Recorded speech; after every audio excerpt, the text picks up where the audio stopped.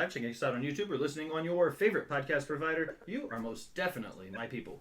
Welcome to another episode of Botched, Spots, and Chair Shots. We still have high hopes of delivering quality wrestling content, and if not, we'll sprinkle in the Panda Wrestling Company. You know, so we still get over. I'm your host, a chef by trade, no mark by choice. I am the Will Gray, and joining me tonight is one of the hosts of the Wrestle Talk Wolfpack, coming from the Panda Wrestling Company. He's everybody's favorite ginger ninja. He's Jaxbo. Jax, how are you, Bubba? Doing fantastic. Good, man. I'm glad you're here. I'm excited for you. And also, from his Panda Wrestling Company brethren, he is the host of the Geeks and Noob podcast. He is the founder of the Geeks and Noob Network. He is back 2 weeks in a row. I may as well put him on the payroll. He is Super Beard. Super Beard, welcome back. I gladly accept to be on the payroll. The joke's on you. There's really not one. 250 and a Snickers bar. Hey, man, a Snickers is a Snickers. And as always, perched upon her iron throne in the Boss Bitch's corner is the Beyonce to my Hova, the Bonnie to my Clyde. She is the brains behind the operation. She's the Boss Bitch, Miss Allison Siegel. Al, how are you? I'm good. Fantastic. Gentlemen, Super Beard, you've done this. Al, this is your show. Jax, welcome. I always start this episode the same way every single time. So, what has you pissed off for greatness? What has you worked up this week? I know we kind of talked off air. A couple of you say you have something maybe not directly wrestling related. Jax, I'm going to tee you off first. You're the first timer here. So, what has you pissed off for greatness? That really has me pissed off, but greatness is Leo Rush came out with a masked, hooded figure at GCW's latest event. When she took her hood and her mask off, it was none other than David Jason Frank's daughter. And as a big Power Ranger fan, especially the Green Ranger, I am beyond excited where this leads her. And I hope it's an actual career into this. Because if she's not going to play a Power Ranger like I want her to, man, let her wrestle. I could get behind that. Big time. I was a big Power Rangers guy growing up as well. So, and seeing the White Ranger and the Green Ranger and everything that he was, and not to mention, he just seemed like a really cool guy all the way around it. So that was definitely a kick to the childhood's, nether region. I got to meet him about a year before he passed, and I got my Lord Draken autograph. And sweet guy. Looks like he'll rip your arms off, but sweet guy. He's the kind of guy that would beat you up and then, like, fix your boo-boos right afterwards. Exactly. Super Beard, my friend, my colleague. Yes, sir. What has you pissed off for greatness tonight? Yeah, I'm not going for greatness. I'm going for pissed off. Chooses violence. Yeah, it's rated E for everyone. Thank you, Nate Slater. Here's the deal. Social media has become the quote from The Dark Knight. You either die a hero, or you live long enough to see yourself become the villain. All of these influencers, especially on TikTok, be it Comic Talk or Wrestle Talk or whatever, have got their egos so inflated. And TikTok is the worst because you get astronomical numbers that actually don't equate to anything else. Because these people with millions of followers on TikTok, you go to their Instagram and they're less than 10K followers. You go to their YouTube and they're barely over 1,000. They're getting like 100 views per video. Most of their views are bots anyways. Because TikTok is so full of bots, but you can't tell. For every one that you can catch that follows you, there's like 1,000 that you have no idea. And the fact that these people are out there trying to play the woe is me card, I've had a hard life, why is everybody attacking me? Because they decided to come out with some stupid ass, ignorant, bigoted take and think it's okay. Regardless of the inflated numbers, you have a voice, you have a responsibility with said voice. That being said, people need to understand that, yes, you're the one putting videos out on social media. Yes, you're the one creating content. But your content, it's shown to billions of people. It also reflects the people around you that you associate with. So there are certain people on TikTok that need to get their head out of their ass and stop walking around like the town drunk and making everybody else look bad. Also, the people that are in the millions of followers who are out there with the "oh, woe is me" story, suck my left nut. Yeah, because the right one's mine, motherfucker. You guys That's have, y'all can share. Y'all Joint- can share. joint custody. Here's the deal.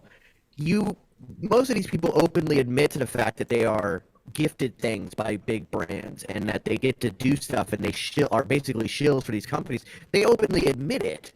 And then like, oh, but I'm just a fan, blah blah blah. No, you've lost the right to be calling yourself a fan when you're getting paid to do this and you have to stay within a certain parameter that you openly admit that you have to stay within. And then when people call you out on your bullshit, you get a woe is me attitude, and I'm just a person, I have feelings. Where were your feelings when you were saying that bigoted shit? Where were your feelings when you decided to be a complete and utter douchebag? Fuck off. All of you fuck off. I literally just had this conversation, or one very similarly to it, with Al last night. We were looking at somebody's TikTok following, and they had up 10 billion TikTok followers, like a ridiculously high number for a wrestling podcast. And then we looked at their their Twitter followers and their YouTube followers, and they were all smaller than ours or on par with ours across the board everywhere except for TikTok. And I was like, I don't get it. Like, in the big scheme of things, even still, one platform doesn't equal, like, you being the say-all, be-all. And I feel like there's an ego complex with some people. And I've been very proud of the fact that everything Allison and I have built has been very organic. We built through the indies. And we're proud of the fact that we're not in anybody's pocket, but we still have promotions that go, guys, we want you at our shows. You know what I mean? We're proud of the relationships we've built without having to have the ego. Yeah. And, like, I feel like that's such a big part of it, is because it's, once somebody starts, it's, I don't want to harp on it. Superbeard said it great. You know what I mean? Like, once you become a shill for a company and they're paying you to say what you say or paying you to ask the questions you're being asked, like, it's not the same thing anymore. Superbeard's absolutely right. At this point, the final thing I'll say on it is, if you come to me and try to brag that you have millions of followers on TikTok,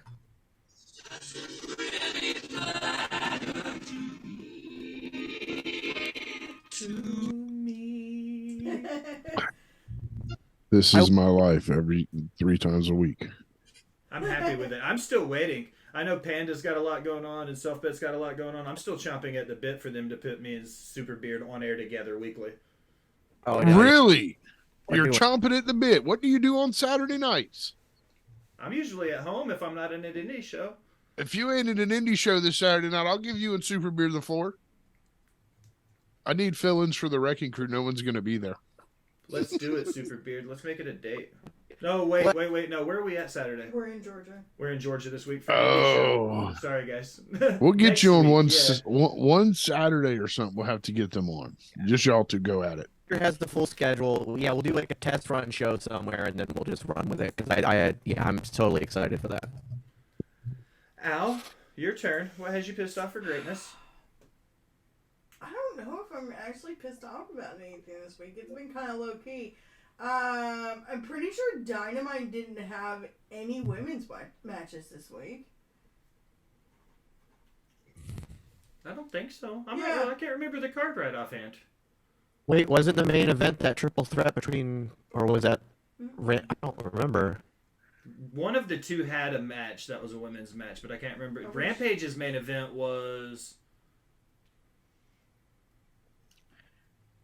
There was a triple threat between Ruby Soho, Tony Storm, and Britt Baker. Wasn't that last week? But that might be last week. Yeah, I'm Those shows, pretty sure there was not a single AEW's women's match this week. yeah, those shows run together. It's not good. I really think they need to make Rampage live. I'll just go out on a limb and say it. Yeah. I think they need to make Rampage You did, live. Jack. Let's see. What was the card for Dynamite? While she looks it up, I'm going to do mine real quick because it won't take long. What has me pissed off for greatness is how good Logan Paul looks. He's playing more than just the annoying celebrity like interaction. I kind of want to hate him, but he's good at what he's doing, and it makes sense So, like, I hate him for being a good heel, and then that makes me mad at myself for hating him for being a good heel, because that's the wrestling equivalent of liking him.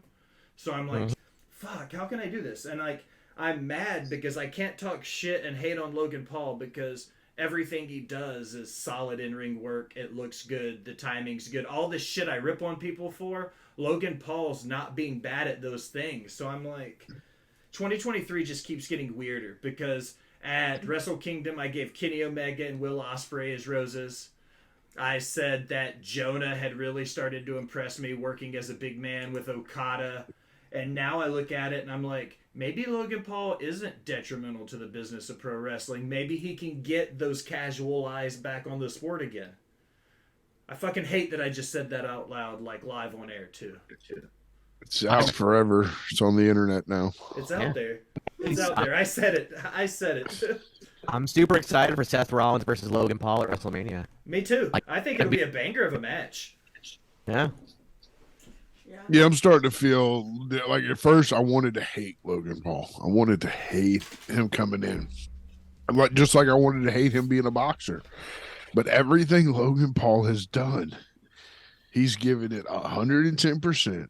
And he's succeeded at it, except his energy drinks. His energy drinks suck. I'm not a Prime guy. I'm so glad to hear you say that. Everybody I've interacted with has been like jerking off the proverbial like Prime dick. Oh, and I'm geez, like, I just can't get on it. It's just not my thing. Well, like when it comes to Prime, first off, I think KSI is doing a lot more work for that brand than Logan is. But also the fact that we can hate it all we want as an energy drink. The fact that they're literally rioting in the streets in London to get their hands on it, and people are selling it online for $1,000 a bottle and getting sales, is proof that it's over. Just because it may not be over in our country doesn't mean it's not over. It's over. But like I said, a lot of that is also because I think KSI is doing 10 times the amount of work when it comes to Prime, and Logan's is kind of like running, kind of just letting it be its thing. And but the fact that he also, by the way, ESC4 was the sponsor of Elimination Chamber last night. Mm-hmm. The fact that Prime is now being seen in the locker room and at press conferences and people drinking it. Logan Paul got it in there too. So like, yeah, it's just not good. It's just not my thing. I'm not a big fan of it. Yeah, I mean, if you want to drink fucking bottled piss, you can. I don't want to. I mean, it honestly tastes to me like I didn't have the energy one. I just had a regular Prime. Like because there's Prime and there's Prime Energy. So the Prime is just flavored water. But it tastes like I remember I used to be a big fan of vitamin water, and then they revamped their recipe, and now it's very watered down. Like it's mostly water with just a hint of flavor, and that's what Prime is to me. It's just water with a hint of flavor, and it's typically not the best flavor. Like it definitely tastes artificial. And so I don't know, but it may not be. I don't know. Like I don't know much about it. I've tried 2 of them, and it was just like, all right, whatever. It is what it is. I've not tried the energy ones. I don't typically do energy drinks. I've only found one energy drink I like. I happen to have an affiliate link with them, but I don't even promote it because I don't believe in affiliate links. But there's one energy drink that I actually like, and it actually works for me. But other than that, like I usually avoid them anyway. So I drink Red Bull. I don't drink coffee or anything anymore. So like my one Red Bull a day is kind of my go-to energy drink. I had one tonight because it was like 5:30 and I'm like half asleep on the couch and I was like, this isn't gonna work with a 7 o'clock tee off. So I was like, so I pounded a Red Bull. But that's usually my go-to energy drink pick. I think they're all disgusting. Do you drink coffee? Me? Yeah. Like if you like, do you drink coffee When I go to the office. at the office? Okay. Well, I'm an ice guy, that's for sure. But it's I drink like, Monsters and iced coffee. it's like cream coffee. Oh, so you like a little coffee with the cream? Yes. so like Americano All or right. whatever it's called. Kind of. It would be more like a latte, but yes. It's called the basic white girl coffee. The basic white girl coffee. I mean, kind of. It like See? I have like a benign heart condition, so like if I have too much caffeine, like my heart will beat out of rhythm. So Instead Well, of the now I just feel like a dick BWC, for saying it's that. the BWC, it's the basic white girl coffee instead of the Panda Wrestling Company. I just can't do an energy drink. Like it's just too much, and I think they taste disgusting. In college, I got really sick off of like a Red Bull and vodka, and or no, it was Jaeger and Red Bull. It was Jaeger and Red Bull. Oh, good old Jaeger bombs. Jaeger bombs. And I'll do it. Because I hate black licorice. Like, bleh.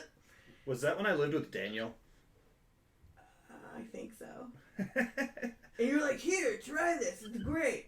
Daniel is a It's the professional best thing musician, ever. and in college, that's what he did to make his money. Was he was a professional musician. So he was like 19 years old, and this kid would go to class, and then he was professionally wasted 365 days a year as a paid musician.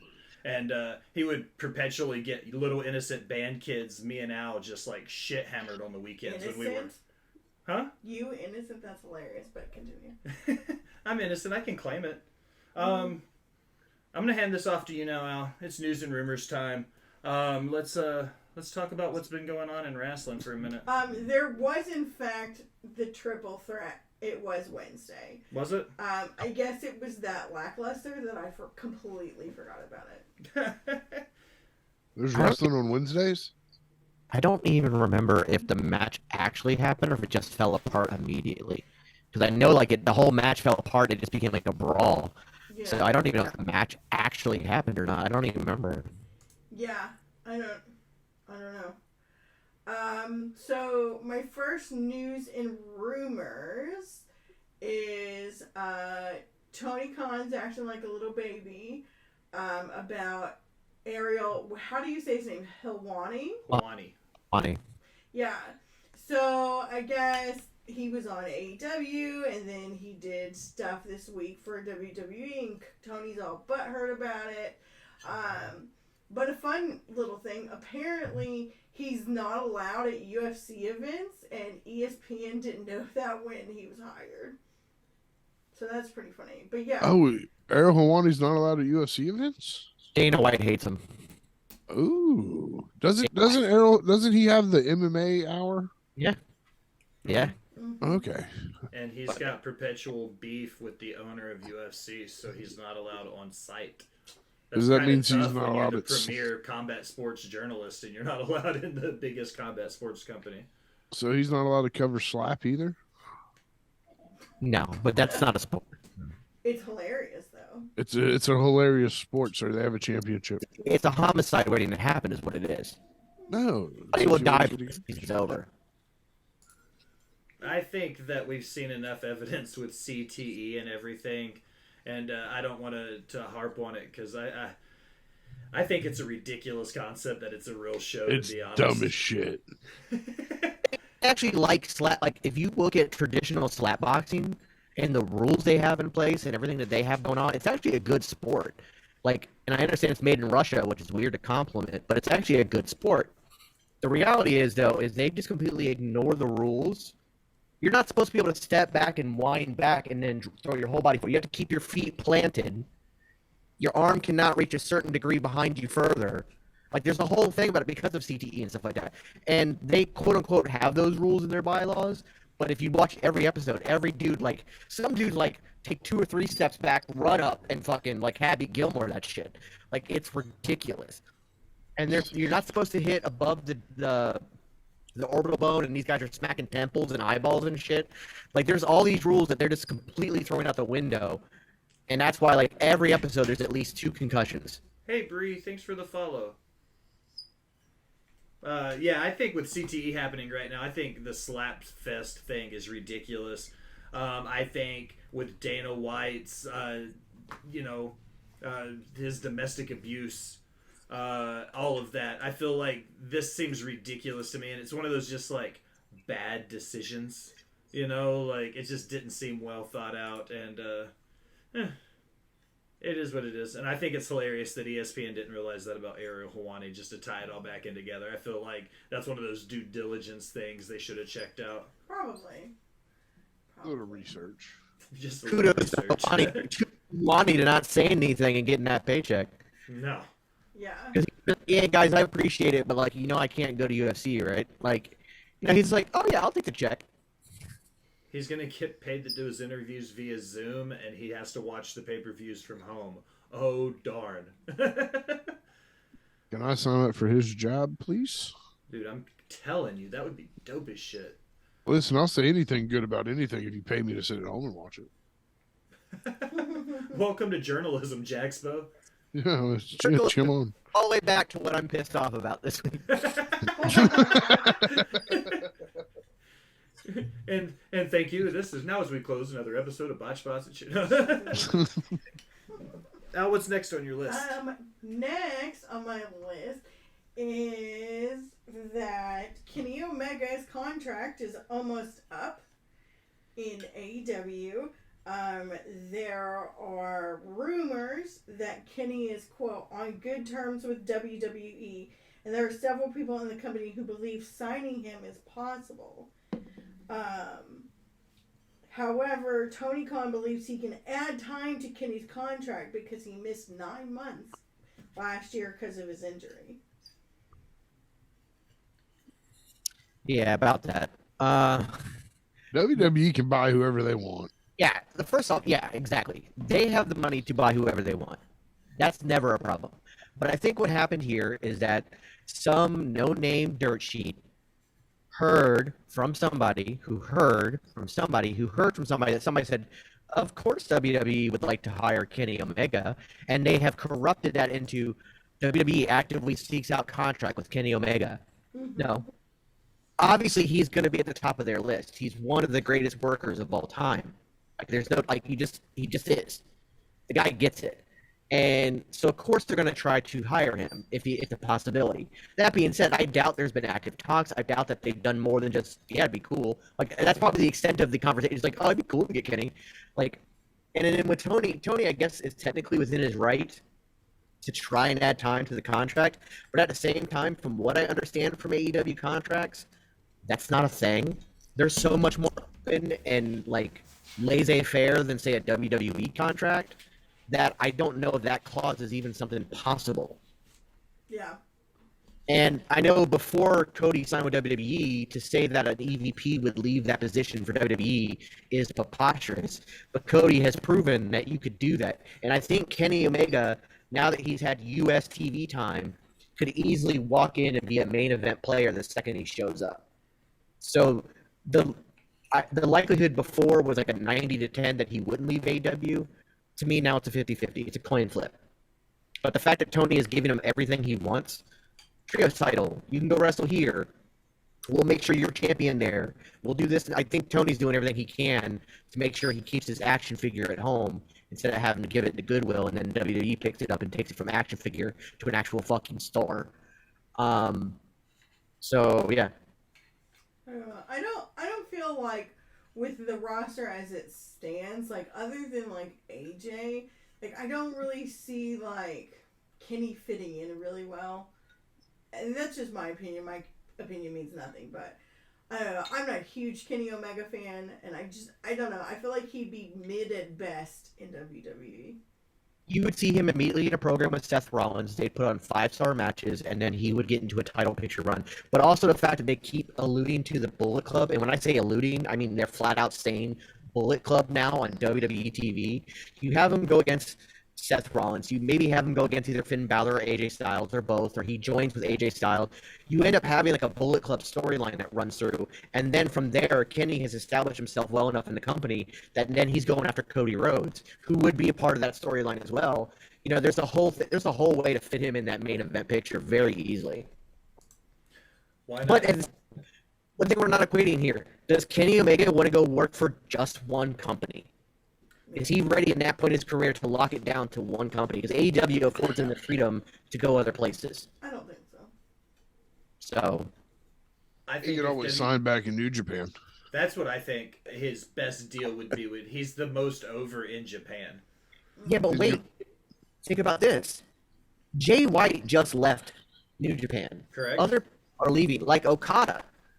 People are leaving New Japan for a reason, all at the same time. There's like almost a mass exodus going on. Why? What behind the scenes is going on, and would Kenny want to get involved in that and deal with, or is he talking to his friends, the people that he has worked with, and they're like, yeah, don't come back. You know, like there's a good chance that New Japan has got some issues going on to where people are like, we got to go. And so Kenny may not want to go back into that because it might be too toxic. It might be a lot with CM Punk's. I might speak out of turn here because I'm by no means a New Japan Pro Wrestling expert. I've written on the subject. I've specifically written about Okada multiple times, Antonio Inoki.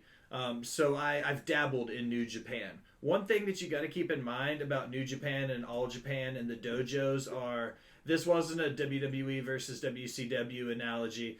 This was a WWE, and then they pissed off their employees, and they packed up and left and started a whole nother company. Like, the same thing happened in Mexico with MCLL and AAA, too.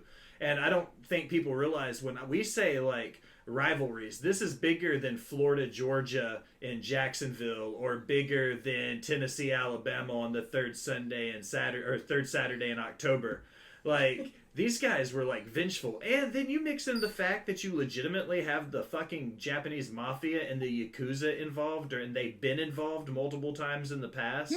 Like, there's no telling what's actually going on in New Japan Pro Wrestling when you cross the Pacific. We have no idea. Exactly. So the idea of Kenny Omega going back into that, I don't know. Maybe he's at a point in his career where he just wants to, like, hey, let me do what AJ did. Let me lock in like a 3 or 5-year contract. One company, they're going to pay me a shit ton of money because I'll be able to walk in and ask for the biggest payday ever. And then I can just do what I want, have these dream matches that I didn't get to have, finish out my career, and end up in the WWE Hall of Fame, which I don't care who you are. If you grew up in the business and want to be part of the business, you want to be part of that Hall of Fame. And everybody in AEW can talk about how they hate WWE and they don't want to be there, blah, blah, blah. In the back of their minds, they're like, I want that WWE Championship and I want that Hall of Fame spot. It's always going to be there because that is what's bred into you. That's the reason you're in this sport. Most of these guys are too young to have seen wrestling before WWE was even a thing. So that's all they know.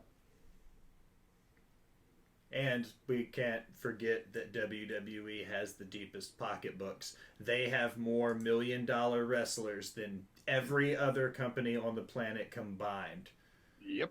Because they have the budget. AEW, I used the ridiculous statistic a few weeks ago. WWE gave back to their shareholders and investors like $75 million. And AEW is worth 120. WWE gave back to its investors almost the entire net worth of what AEW is. And I say that because if WWE wants Jay White and Kenny Omega, they would go out and just be like, hey, we want you guys to come here. Here's, $1.5 million, $2 million, $2.3 million a year. They paid Bray Wyatt $3.2 million. Kenny Omega, paying him double what he gets paid in AEW would be nothing. $2.75 million. He's still not the highest paid person in WWE.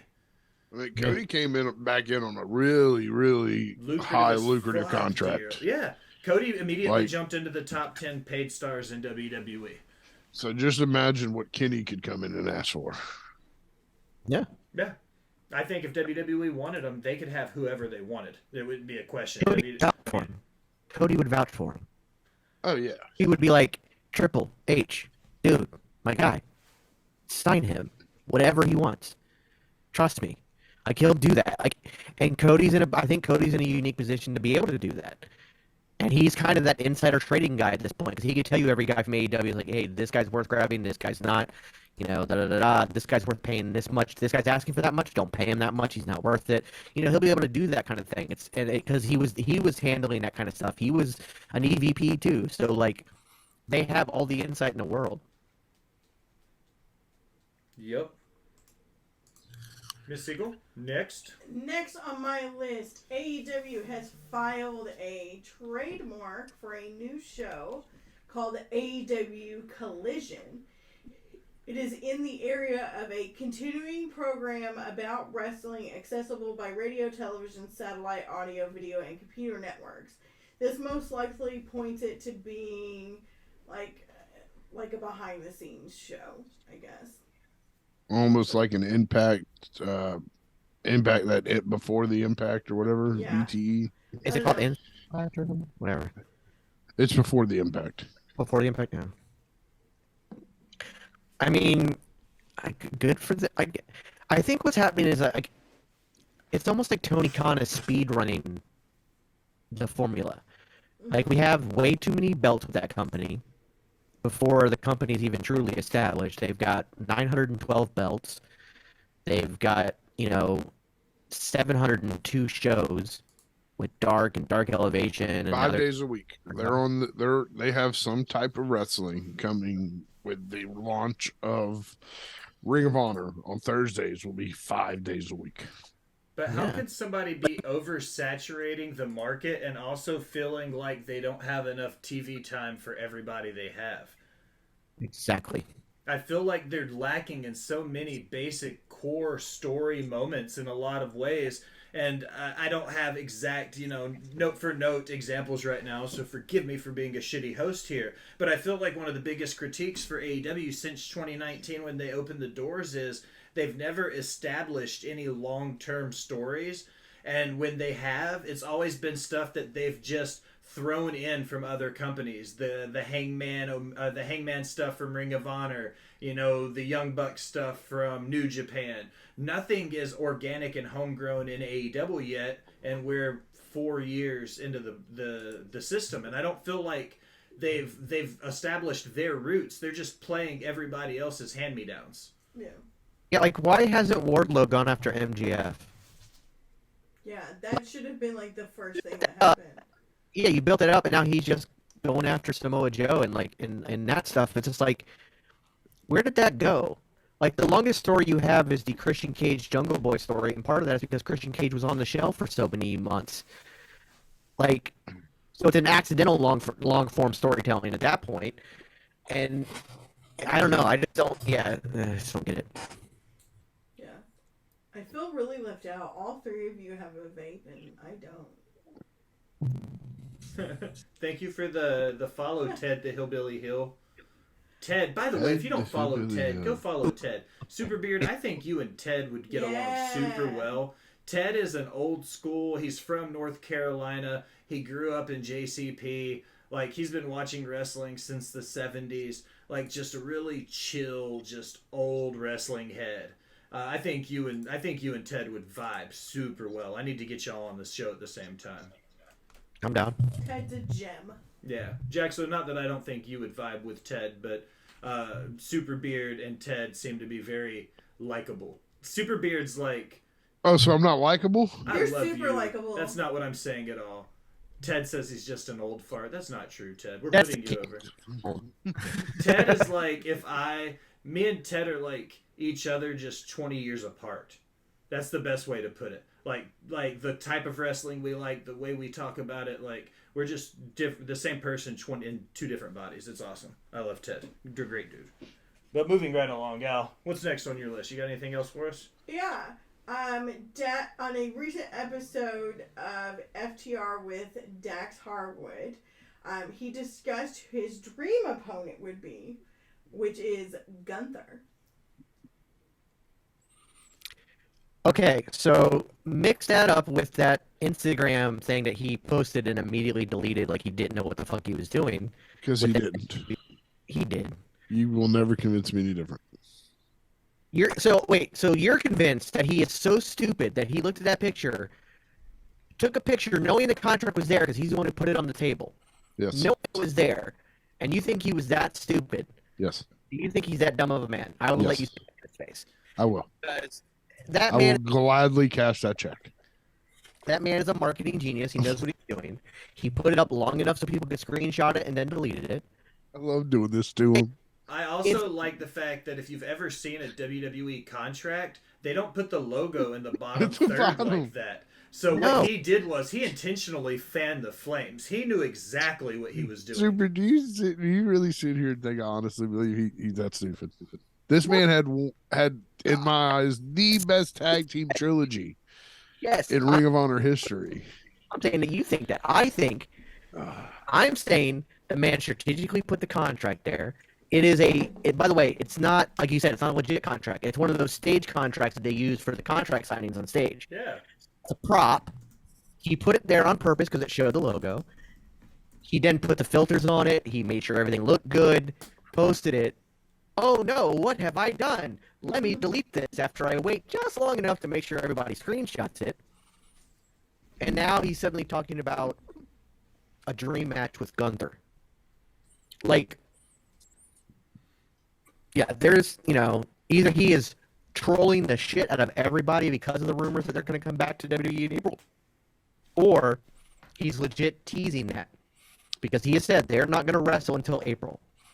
We all know their contracts are up with AEW in April. Whatever the next contract they sign is the last one they're signing. So either he is trolling and fanning the flames of those rumors just to piss everybody off, or he is legitimizing this and teasing his return to WWE. Oh, But 1,000% knows what he's doing. That, above all else, the man knows what he's doing.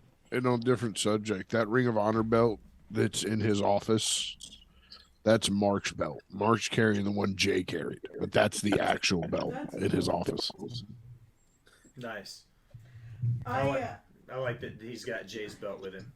I like that. Yeah, Mark's carrying the one Jay would usually carry out, and Mark gifted Dax the belt to hang in his office bar or whatever you want to call it. That's awesome. Honestly, he probably didn't post it himself. Wrestlers of that level generally have people for these things. I can't tell you, there's very few of them I think actually run their own social media. Well, here's the thing about that, is that I would actually be shocked if it wasn't the people that run their own social media, because the idea that these people have people who run their social medias, it's actually very uncommon for wrestlers to do that. I understand, especially in WWE, these guys make millions of dollars, but most of them still run all their own social medias because they're just people. They're not, like business people. I know, Seth Rollins runs his own. I know Becky Lynch runs her own. I know Rhea Ripley runs her own. All these people, they run their own. And I think that Dax runs his own because he is a media guy. He truly is a marketing media guy. And especially with the podcast now, I know, the podcast was his idea. He set a lot of it up, so I do believe that most wrestlers actually do run their own social, which is also why they get in trouble. When they say something really stupid or post something, they get in trouble. And it's not that, oh, you're going to have to fire the person who runs your social media. That never comes out. These people get suspended, they get fired over their social media, and it's never my social media manager posted that.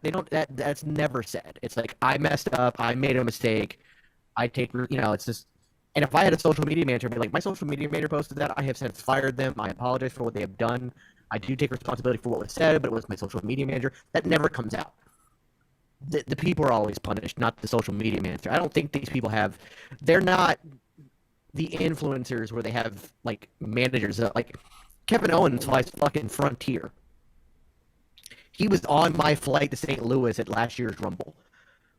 They still have to run their own fucking, what is it called? Travel. Mm-hmm. They have to do their travel. If they're doing their own travel, they're not paying somebody to do their social media. If they're booking their own travel, they're doing their own social media. It's just, it's out-of-pocket stuff. They're not going to, especially since a lot of wrestlers, believe it or not, Mick Foley kind of set the standard. Here's a slight segue into the rest of the show. Mick Foley set the standard of being a super cheap wrestler to save money for when you're done. And that's why Kevin Owens flies Frontier. Shotzi flies Frontier. She was on my flight back. The Usos, they happened to be flying, they flew United, but they weren't flying business class, and they didn't get on the plane till the last bit. They're flying regular economy class through United. These guys don't spend money, they don't waste money on social media managers and stuff and WWE, as much as they're in control over the social media, they don't actually handle their social media. They just put out rules that they have to follow. You learn something new every day, Beard. My next thing, this is just little fun things from the weekend. Former WWE superstar JTG was in attendance at Elimination Chamber. He posted a picture. I have no idea who he is. You don't know who JTG is? No.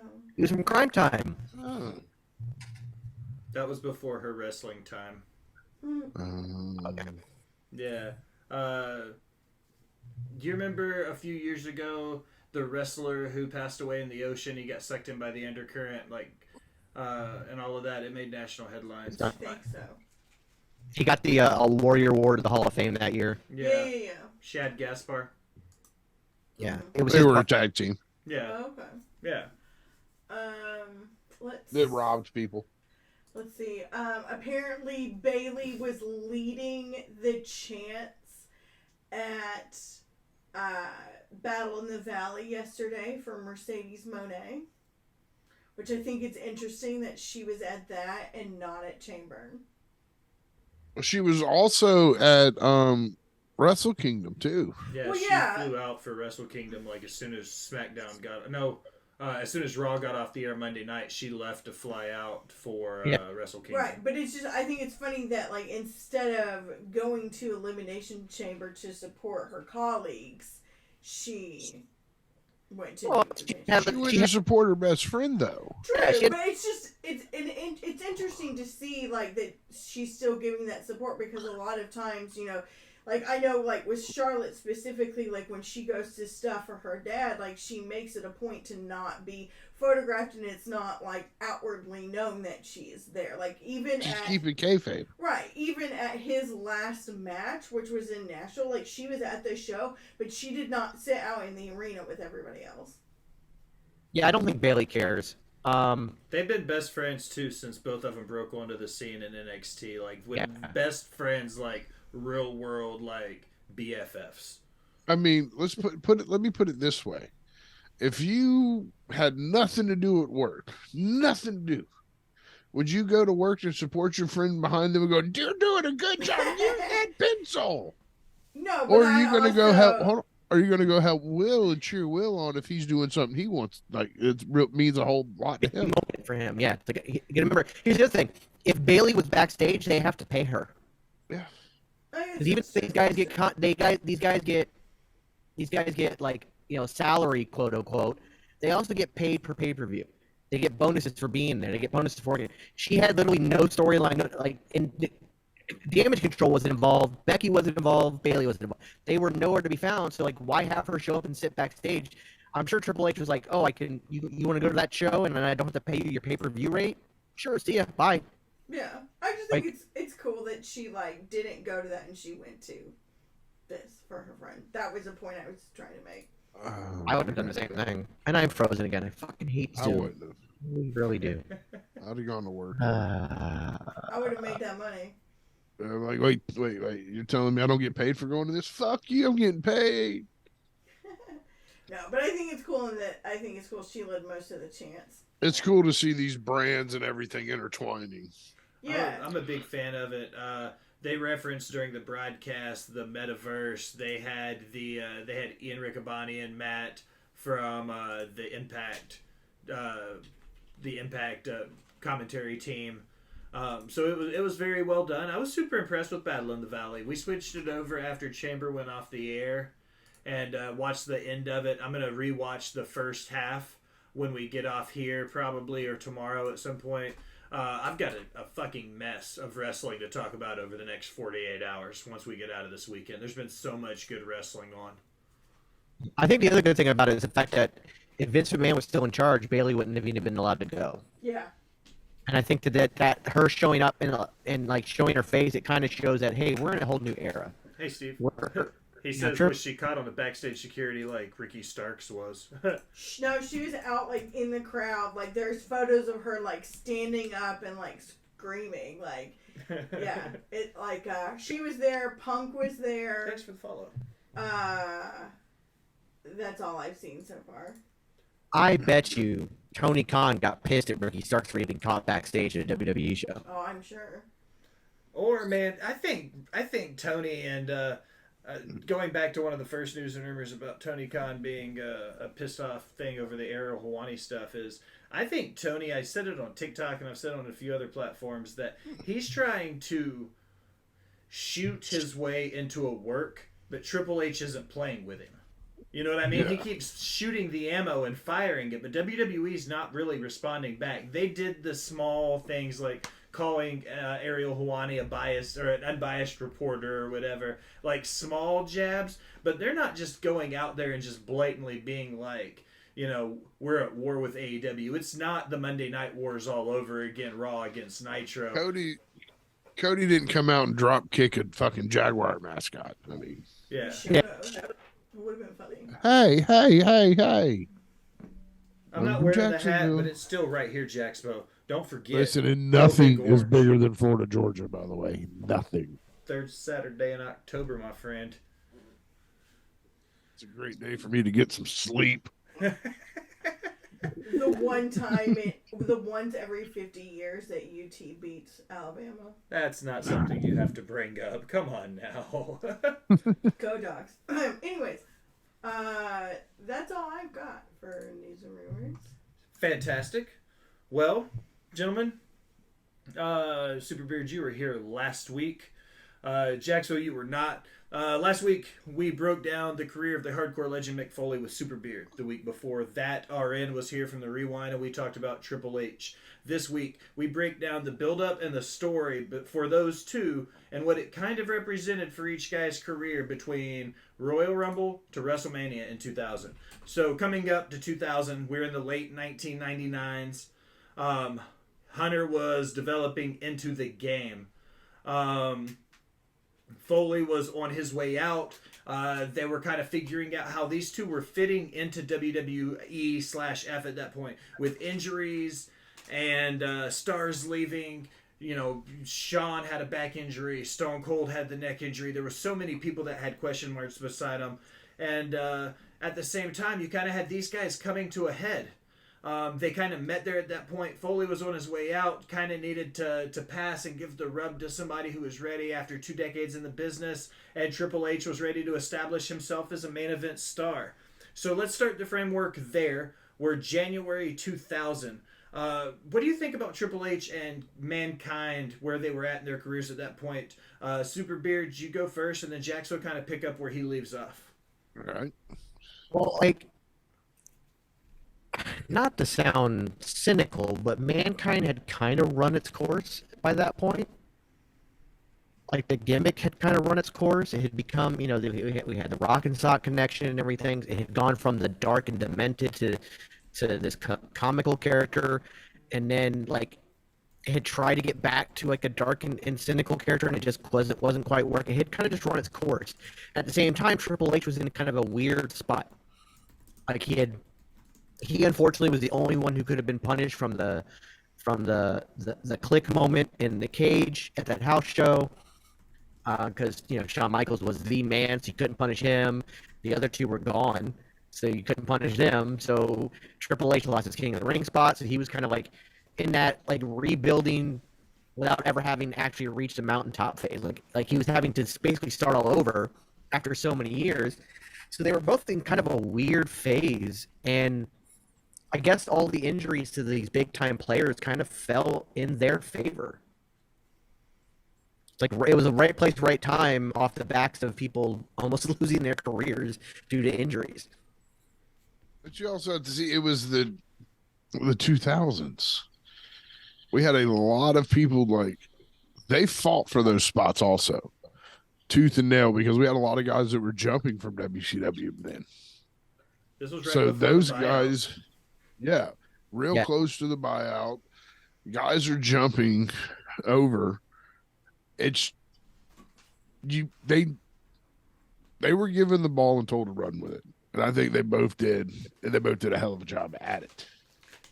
They could have easily been leapfrogged by anybody else coming in. Yeah, and they kept everyone on the edge of their seats. I mean, seeing that resurgence of Triple H to what he would become from then, that's right around the time you're going to start getting him as the main guy. He gets hurt. Does he get hurt one more time? He has the quad injury and he misses 8 months, and that's in 01, I think, right? Because he comes back in the Rumble in 02, isn't it?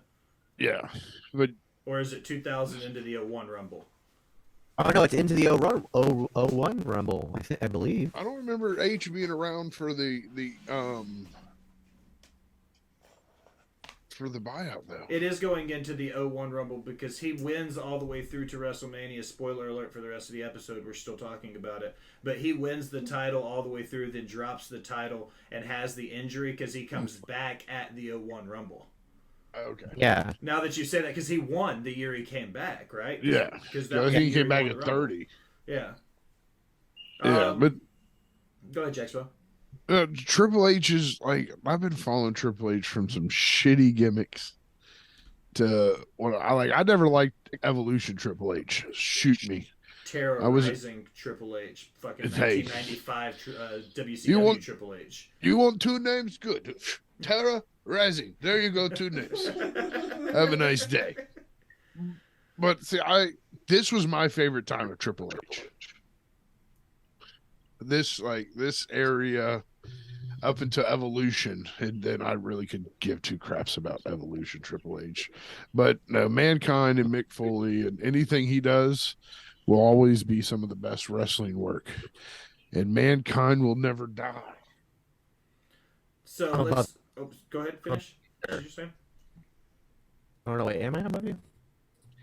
No, I legit like I said, they were in a prime position to get leapfrogged by so many people because, like I said, the Mankind character was coming down. Triple H was having to reinvent himself again. They were primed to just be skipped. They were primed to just be leapfrogged over, and they basically refused to let that happen. Because if you think about the beginning of their feud, it was not a main card feud. It was mid-card feud. Like, they were on the mid-card. They were not on the main card. So they were not in a main event status at that point. Neither one of them were, but they went out there and said, we're going to give this 150%, and we're going to show them why. Mick Foley originally it was about elevating Triple H and getting him there and not himself. But in having that kind of, like, and almost I've got nothing to lose attitude from Mick Foley because he's like, I'm on my way out anyways, it allowed it allowed him to go out there and give 150%. And at the same time, Triple H was so hungry to be in the main event because he hadn't won a world title yet. This was his first world title reign. Like, he hadn't won a world title yet. Like, so, like, and he's now what, a 13, 14 time? Mm-hmm. Like, he's there. Like, he's close to, like, I think Randy Orton is tied with him at 14. Yeah. And then there's just John Cena and Ric Flair above him. But these guys I've always thought Triple H and Mick Foley worked good together. I mean, back in '97, they worked great together. Well, I think they just have chemistry. Yeah. That '97 feud is kind of what, I think birthed Mick Foley wanting to push Triple H and get him back up there. I think that feud birthed the reason he cared so much to help elevate Triple H, just because he saw what he was and he saw the work they can do, and they worked so well together that he was like, yeah, Triple H. Because Mick Foley, from what I understand, got to pick this feud as his kind of way out. So, but one of the key moments in this feud was Mick Foley kind of evolving the character, though, because at that point, as you were saying, Superbeard, in 2000, Triple H had just got his first title reign. Very young champion Triple H at this point. He challenges Mankind. They're going to have a street fight at the Royal Rumble. We're in January 2000, and Mankind cuts what I just call the promo.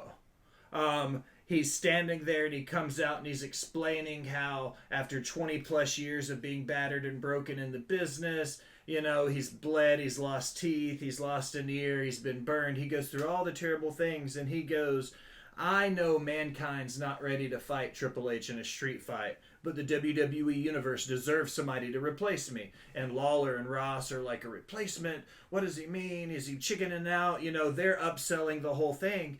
And then Mankind hits him with this and he says, I think I know a guy, and I think you know him too. And as he starts walking down the aisleway, he takes off his mask and he starts taking off his gear.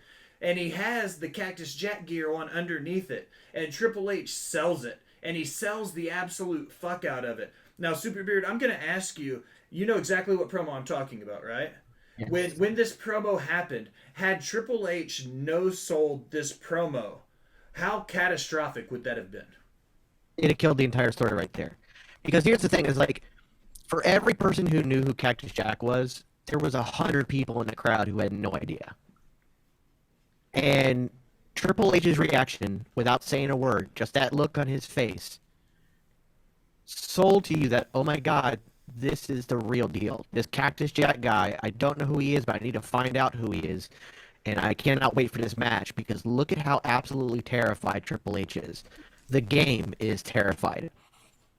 And as great as that promo was, the catalyst to that promo, the greatness that really holds up is solely on Triple H's face. He sells that like he's literally seeing like Cthulhu come out of the water. Like it is the most terrifying thing to him. And that sells all of it. Jaxbo, when you look at the two characters in the two different versions of Mick Foley here with Mankind and Cactus Jack and the Dude Love thrown in there too, but just these two specifically, when he took the gear off and he became Cactus Jack, the commentator said he had this menacing feel to him. Do you feel like, even with the things Mankind had done in his career, do you think Cactus Jack was still the more menacing, more violent of all of his alter egos? Oh, hands down, 100%. And I've didn't get to experience it when it first happened, but I've gone back and I've watched all of his deathmatch stuff with Terry Funk and over at FMW and stuff. Out of the most sick and twisted out of the three is Cactus Jack. He's the one that doesn't care to hurt himself. Mankind will hurt himself. Mankind will rip his hair out. He'll put himself in danger. Dude Love's going to be more of your showmanship. Hey, look at me, I'm Shawn Michaels. But Cactus Jack is straight up psycho. He's willing to put his body to the limit and then some. Like, he's the only wrestler I know other than, and I'll use him, and I'm never mind, I'm not even going to say his name because you can't put two wrestlers together. But he's the only wrestler I know that is crazy enough to wrap his body in barbed wire and jump off the apron at you. It might suck. It's going to hurt him a hell of a lot more. It's going to hurt you, but he's still going to do it. Al. Yes. When I first said to you, hey, I need your help. I'm starting a wrestling podcast, but I don't know jack or shit about graphic design or, any of that stuff. I need your help. And you were like, I don't know anything about wrestling. And I know for a fact one of the first probably handfuls of matches I sent you was the street fight we're about to dive into. And I know you've seen this promo. And now that you know a couple years into it, what do you think about what that transition was like and what it was like to see Cactus Jack come back that night in that moment to fight Triple H? I think, with everything that I know now, because, you're right, that was, I think, the first match that I watched was Foley Undertaker. The Hell in a Cell match at the King of the This Ring, was the second one on the list. At the time, not knowing, the difference between, Mankind and Cactus Jack, I was like, okay, what does that mean? He's just being somebody else. But now, it's so significant because Mankind, was always kind of I don't know, to me I always felt a little bad for Mankind. It was that underdog, that kind of, especially the white button-up Mankind, not the brown Mason the Mutilator Mankind, but the underdog, white button-up and the tie Mankind had definitely had that underdog feel to him. I get it. Oh, I feel bad for him, almost like a lost little puppy. But then you get Cactus Jack and you're like, I don't know, he looks less crazy, but at the same time more crazy. I don't know. It's one of my favorite. The street fight is one of my favorite matches that I've ever watched. I've seen all the documentaries and stuff about I forget what the show is called. You're watching it earlier. Oh, Untold. Yeah, I've watched the Untold.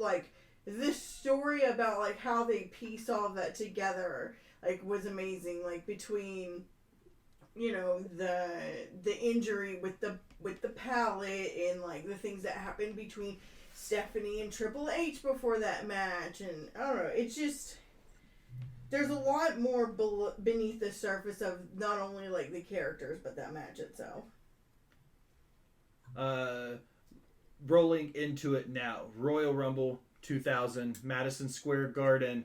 It's the mecca of pro wrestling, but that leaves me to my first question. Jaxbo, in your opinion, is Madison Square Garden the mecca of pro wrestling? Is it still like the holy grail venue for all pro wrestling? As a fan, yes. I've never been to Madison Square Garden. It's on my bucket list. But when I think of big events in wrestling history that have happened in Madison Square Garden, come on. I mean, it's the big ones. It's up there. Madison Square Garden is what the 2300 Arena is to ECW. That is Madison Square Garden for WWE. The Mid-South Coliseum for Memphis Wrestling, the Dallas Sportatorium for WCCW. Like, Super Beard, now that I got you back chiming in on that, do you think MSG is still the mecca of pro wrestling still today? 1,000%. It's still the greatest arena of all time. Sports entertainment or not. Why did my camera keep freezing? I'm still here, though, so I'll keep talking. It is... I'll switch to this one for now. Yeah, it's the mecca of all entertainment, not just sports entertainment. And but the fact that sports entertainment has such a history there, and it's been so long since we've had anything other than a house show there. Like it's on my bucket list too. I've yet to be able to go there, but it's absolutely 1,000% just the epitome of the best arena. Even though it's not massive. It's not, you can't fit 100,000 people in there, whatever. It is still like the absolute mecca of sports entertainment. I ask this a lot when I do my interviews and my 5 random questions. What's the favorite venue you guys have ever seen a wrestling show in? What's your personal favorite venue you've had a chance to see? Well, it's not the goddamn Alamo Dome with their fucking concrete stairs. Blew my knee out trying to get to my goddamn.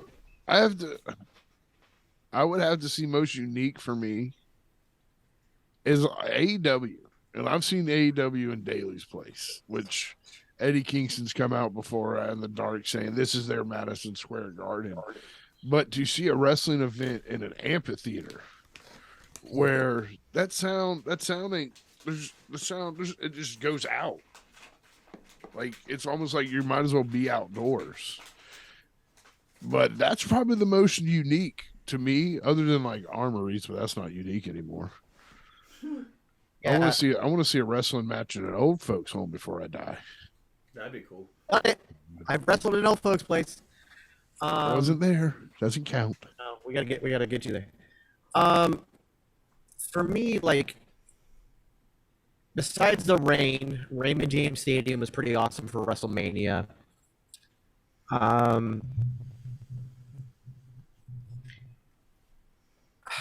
I would say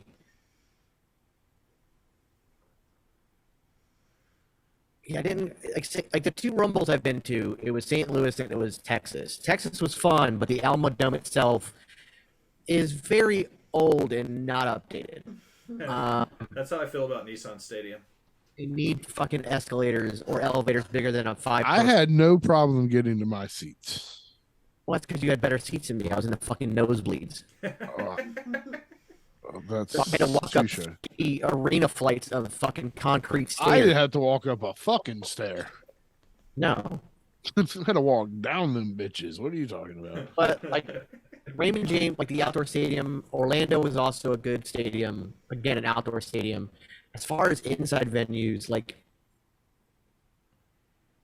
well, CenturyLink isn't really inside either up in Seattle, but that's more the fans though. Like, that's the fan. See, I think that's what it is. I think to me, it's not just the arena. I think it's the fans, and I think it's one of the reasons that Madison Square Garden is such a great place, because no matter what the show is, the crowd is always hot. Same as like last night for Elimination Chamber, I would have loved to have been there in Montreal. Sure. Because that crowd was so hot. From start to finish, so hot. Like, I thought Clash at Castle, hell of a crowd. Say what you want about the Saudi Arabia shows, at least those crowds are in it from start to finish, and it makes it worth it. Rumble, like Alamo Dome, like the criticisms of its age aside, that was a hot crowd too. Like they had a good time, and like it made the event. So it's not always just the arena itself; it's the crowds that come to it. And again, New York, Madison Square Garden will always be a hot crowd, always. I think like the Philadelphia, we're gonna get Mania there next year. That's gonna be massively huge. But also like just think about the ballroom. You know, where Raw had their first, like doesn't seem set up for a wrestling show. And yet, always hot crowds. That's what I'm saying. You wouldn't think an amphitheater is set up for a wrestling show. Like, so there's a lot, like it depends. And I've, you know, in my independent career, I've wrestled a lot of like armories and bingo halls and gyms and stuff. And as long as the crowd is hot, even if it's 20 people, if you've got all 20 of them just on their feet screaming the entire time, that's what makes the location. Al, what's your favorite venue you've seen a wrestling show in? Dalton Arena, because it's neat looking. Like, it's super old and outdated. It needs to probably be torn down or renovated. But, like, it just looks fucking cool.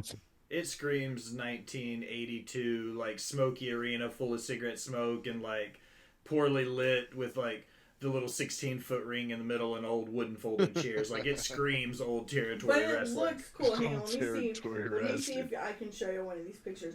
Like the windows on it are just like it's just neat looking. Like that's literally the only thing I can say is it looks cool. Hang on. Seeing a show at Dalton was cool. I've seen it at the Memphis Coliseum at the Mid-South. Can you see it? Oh, it's got that old timey look. Yeah. Memphis Coliseum was cool. Dalton was cool. Municipal Auditorium has a lot of historic shows with the territory. Starcast has came through a ton there. So I've had a chance to see some really cool shows at Municipal. But, you know, segueing back to MSG in 2000, Allison brought it up, the big suplex spot on the pallet with the shard of wood going in Triple H's leg. These guys knew they were going to war. One of the parts that stick out more than anything, though, is the barbed wire 2x4. When you look at that spot and we see the barbed wire 2x4, you kind of felt that shifting in the crowd. Like the way the crowd felt, everything got turned up just that little bit more.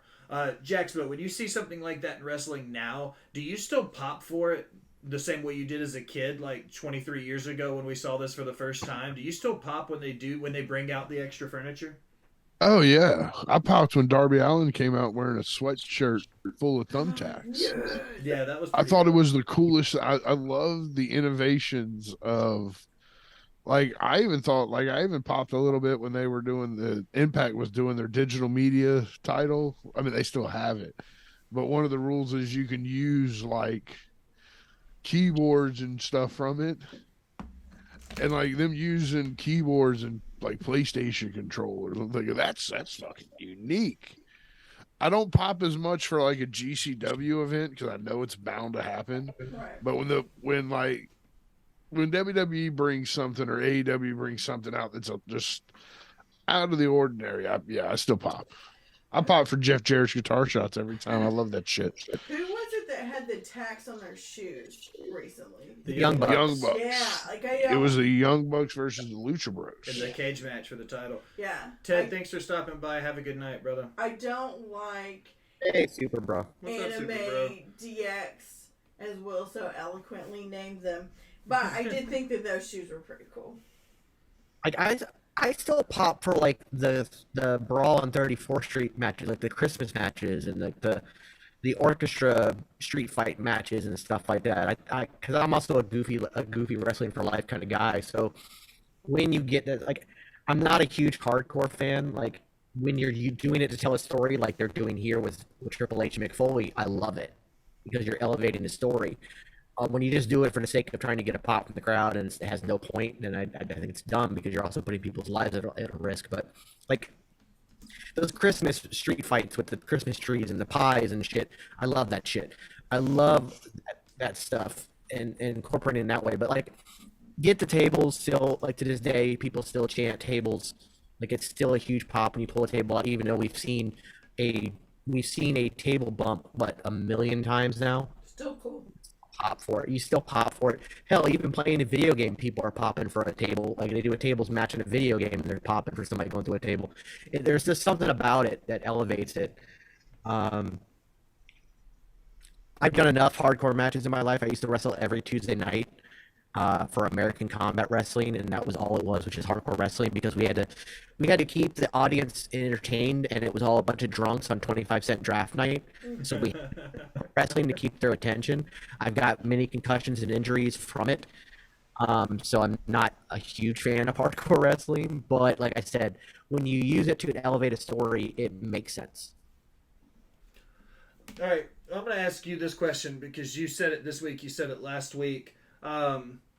You loved kind of the goofy comedy stuff in pro wrestling. One of the things they did well in this match, and you'll appreciate this, and I know that I hope that you run with it the way I think you will, is the historic comedic moments that always involve the Spanish announce team.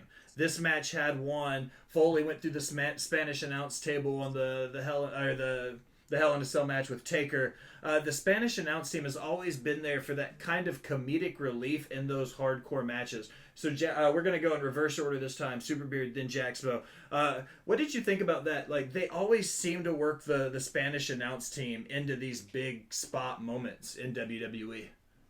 It's a damn near 40-year-old running gag that still works. Like, I wish that they still had a Spanish announce table during Raw and SmackDown. Like, I still wish they had that table there for that, because, like, yes, like we saw it last night. Like the announce table got destroyed twice last night, and there was only 5 matches, and 2 of them were inside a damn chamber. Mm-hmm. And then if it just seems like because of the running gag of it all, there seems to be a bigger impact when you do the Spanish announce table. And what also helps is that whoever's on the Spanish announce team, those guys react so well to it, and that's what sells the spot even more. And it just, again, it's a running gag that has never died, but for some reason doesn't have to. Like, it just worked all the time. And we've kind of gotten away from it because, like I said, they don't have the Spanish announce table there anymore, and it kind of sucks. I wish it was still there, because it's a pure moment, because it also it stops your commentators from being like, they can still call the match instead of having to run away and like their headset getting ripped off or something, and then we get in silence for a bit. They can just, oh no, the Spanish announce table. And like, it was always a thing that I loved very, very much. And I feel like we're kind of missing that right now. And I think that like AEW is truly missing the boat by having the commentators so far away from the thing. I think that you're missing a lot there. I hated when Raw went to that for a while, when the Raw was doing the onstage. I didn't like that. It's just, it plays a big part. And I want to see one show, because you've seen a lot of these bigger pay-per-views where it's like, and we have our Spanish announce table, and our French announce table, and our Arabic announce table, and our Japanese announce table. I want one match where they go through every foreign announce table. It just boom, boom, boom. Like, do that. I want that one time at least. Give me every announce table. Just go through all the, because especially since they line them up in that way on the hard cam side, underneath the hard cam. So you just go, like, had Bobby Lashley, Brock Lesnar been able to go through every four, like, how great would that have been? Just drag somebody across all 4 tables. Yeah, but like halfway through the guy gets, the one guy getting slammed, he gets out of it, he turns the tables, and then boom, now he's slamming the other guy through the rest of the tables. Like, that just would have been awesome. I want that. They're listening. I'm sure they'll do it soon. It'd be cool though. One of the things you can't talk about this match and not talk about when a wrestler bleeds during a street fight.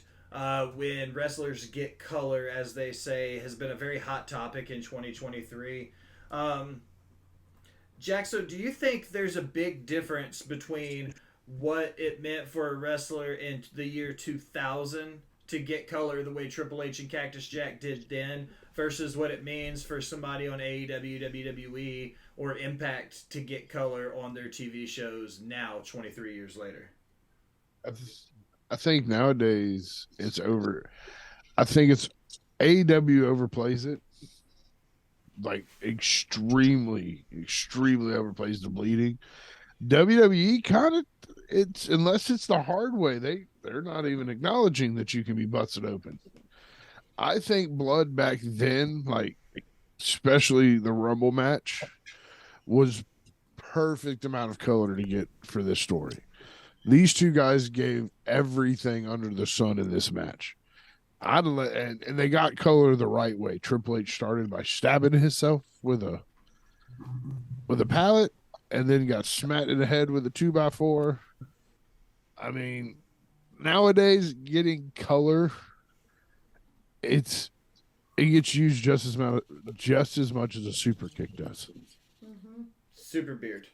Flowing right into it. As somebody who's spent quite a bit of time in the ring, you've had a chance to work with some pretty major promotions.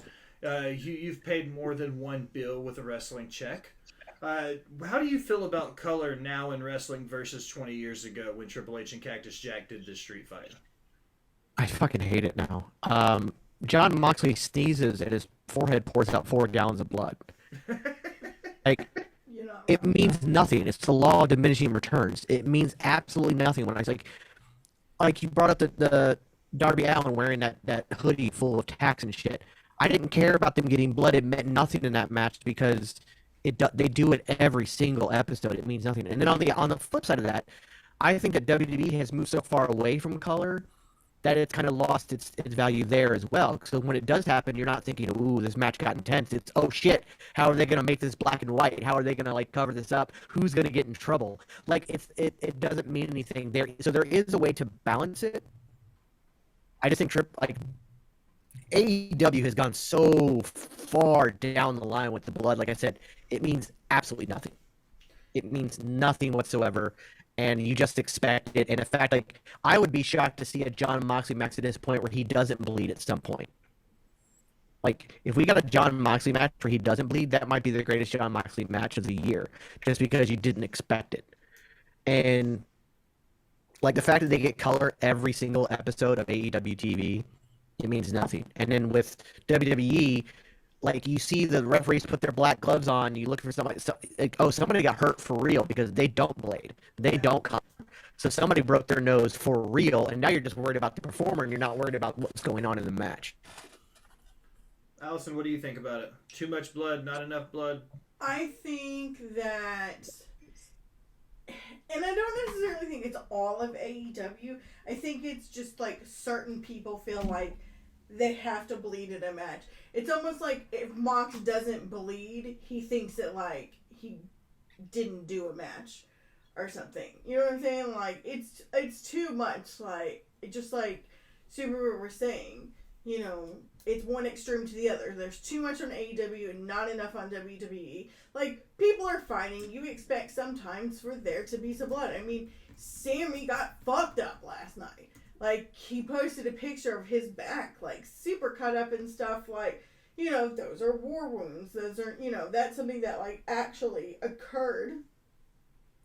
But, like, you know, oh, Mox hit his face on the mat. His whole fucking forehead's bleeding. Like, that's not realistic. Like, if you're gonna bleed, at least, like, try to make it from, like, oh, I got hit in the fucking face with a barbed wire 2x4. Like, yeah, you're gonna bleed from that.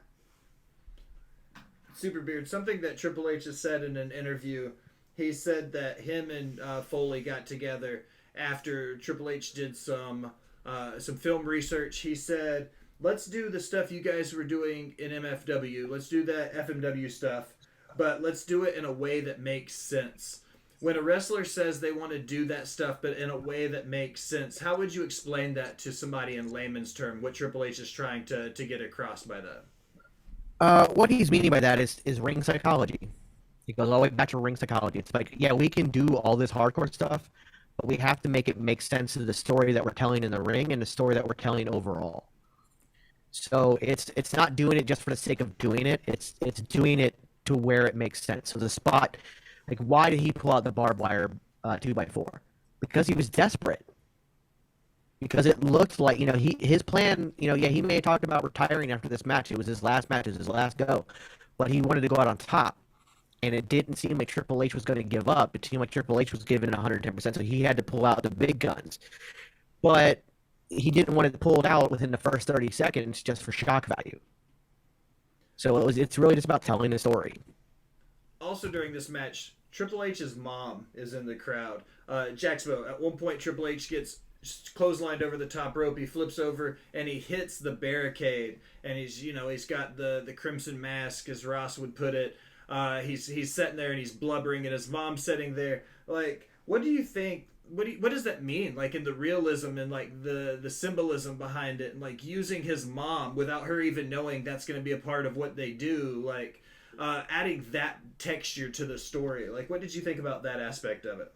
When I was younger, I thought that it was sad because I was like, man, his mom's got to watch him get his ass beat. But I didn't know the difference. Everything was kayfabe to me. But I was Still like, real to me, damn it. yeah, I mean, I'm thinking, but it gave you that little extra of emotion. And I mean, it was just some subtle, something slight. But I mean, when they do the family thing now, it's kind of like giving away, like, oh, so-and-so's family members in the crowd. Well, we know who's winning tonight. Yeah. Like Jade Cargill's daughter. If you want to know if she's winning or losing, her daughter's in the crowd.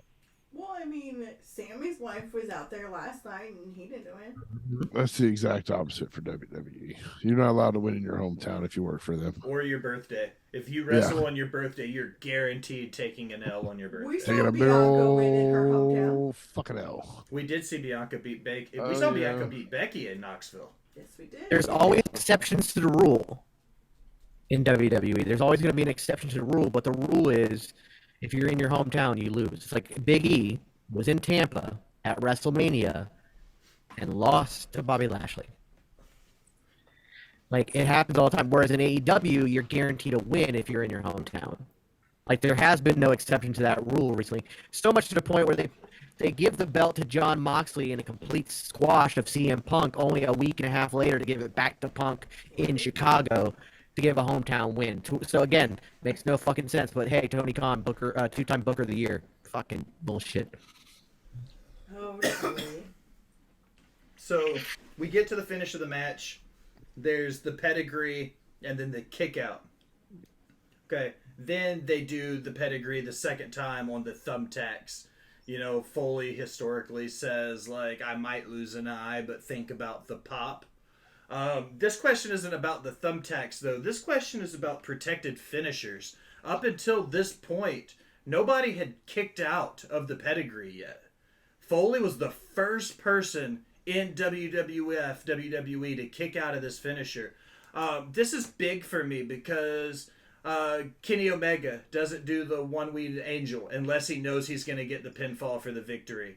You know, there seems to be very few finishers that are truly protected anymore. Jaxbo, Superbeard, either one of you, can you think of any finisher that was protected as well as the pedigree was up until this moment?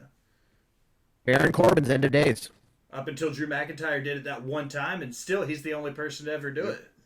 Yep. I couldn't think of very many. The Tombstone for a long time, but then even people started kicking out of that. I would say the stunner was really protected for a long time. For sure. People's Elbow. The Rock wouldn't do the People's Elbow unless he was going to finish him with it.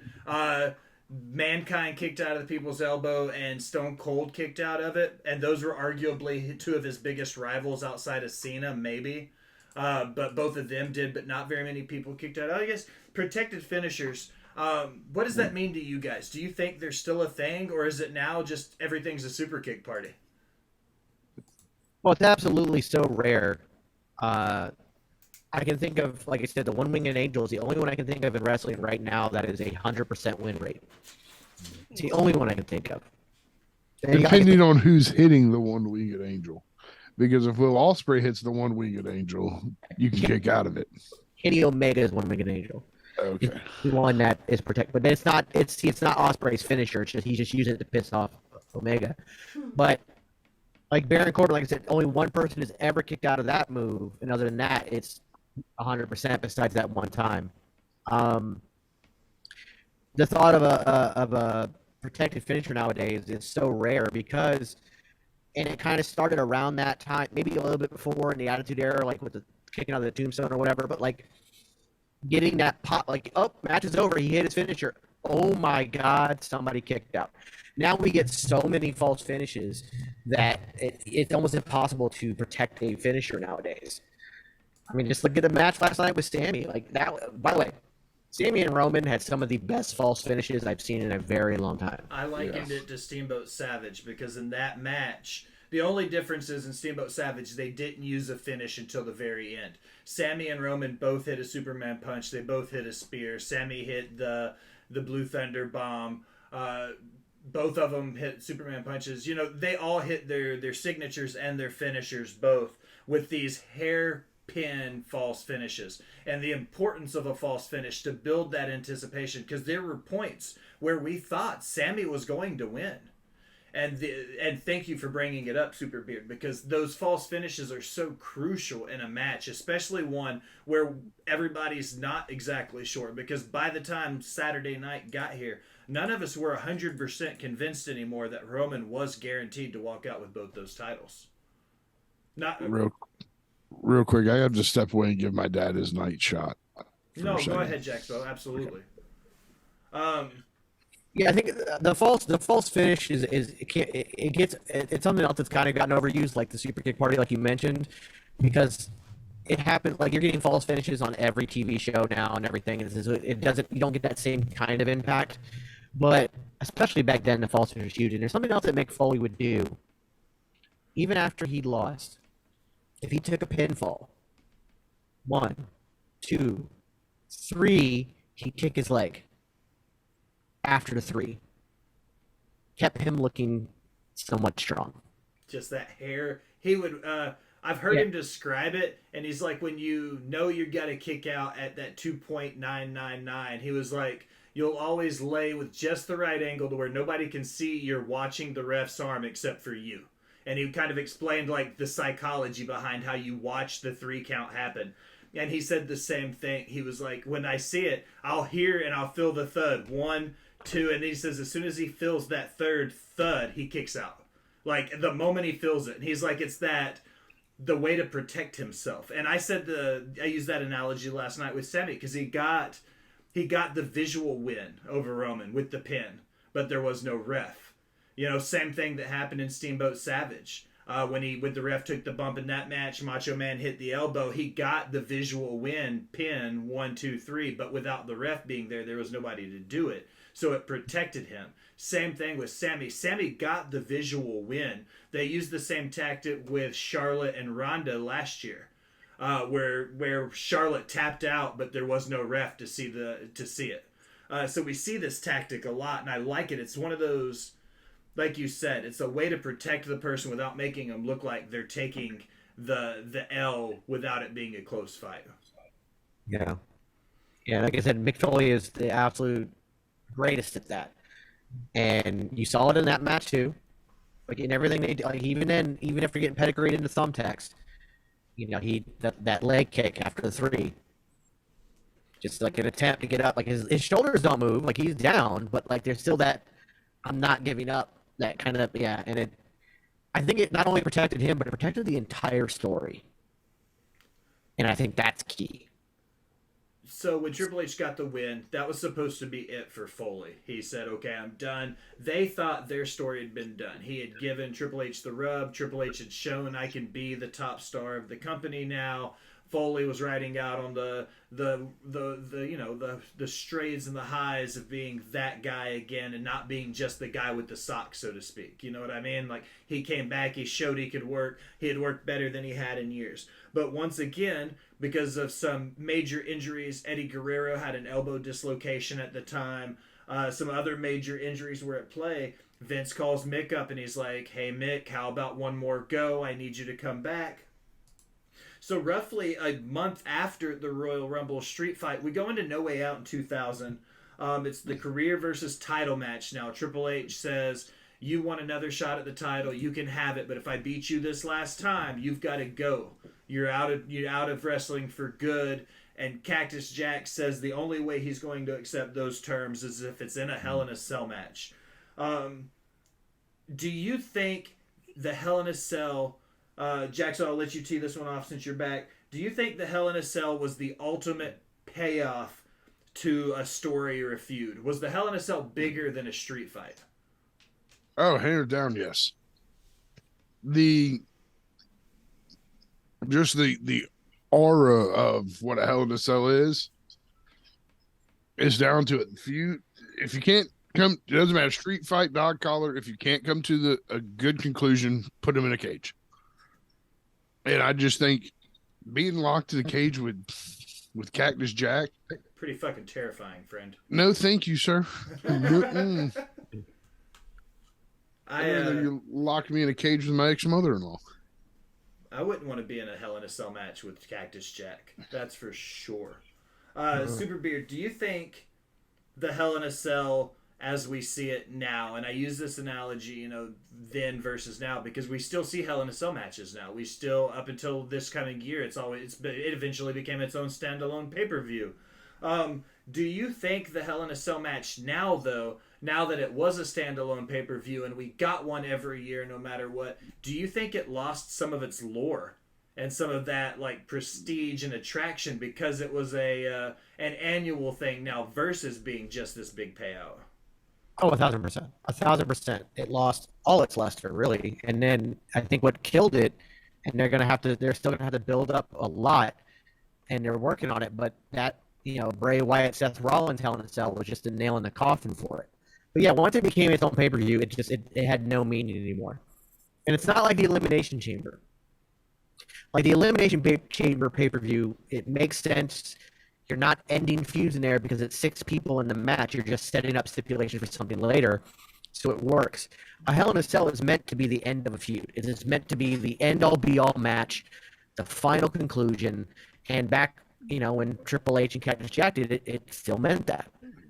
And now, they're trying to make it something again, but it's still going to take some time to rebuild the prestige of a Hell in a Cell and the fear of a Hell in a Cell, because for so many years you got it every single year, and there's the amount of people on a roster that can say they've been in a Hell in a Cell is far too many.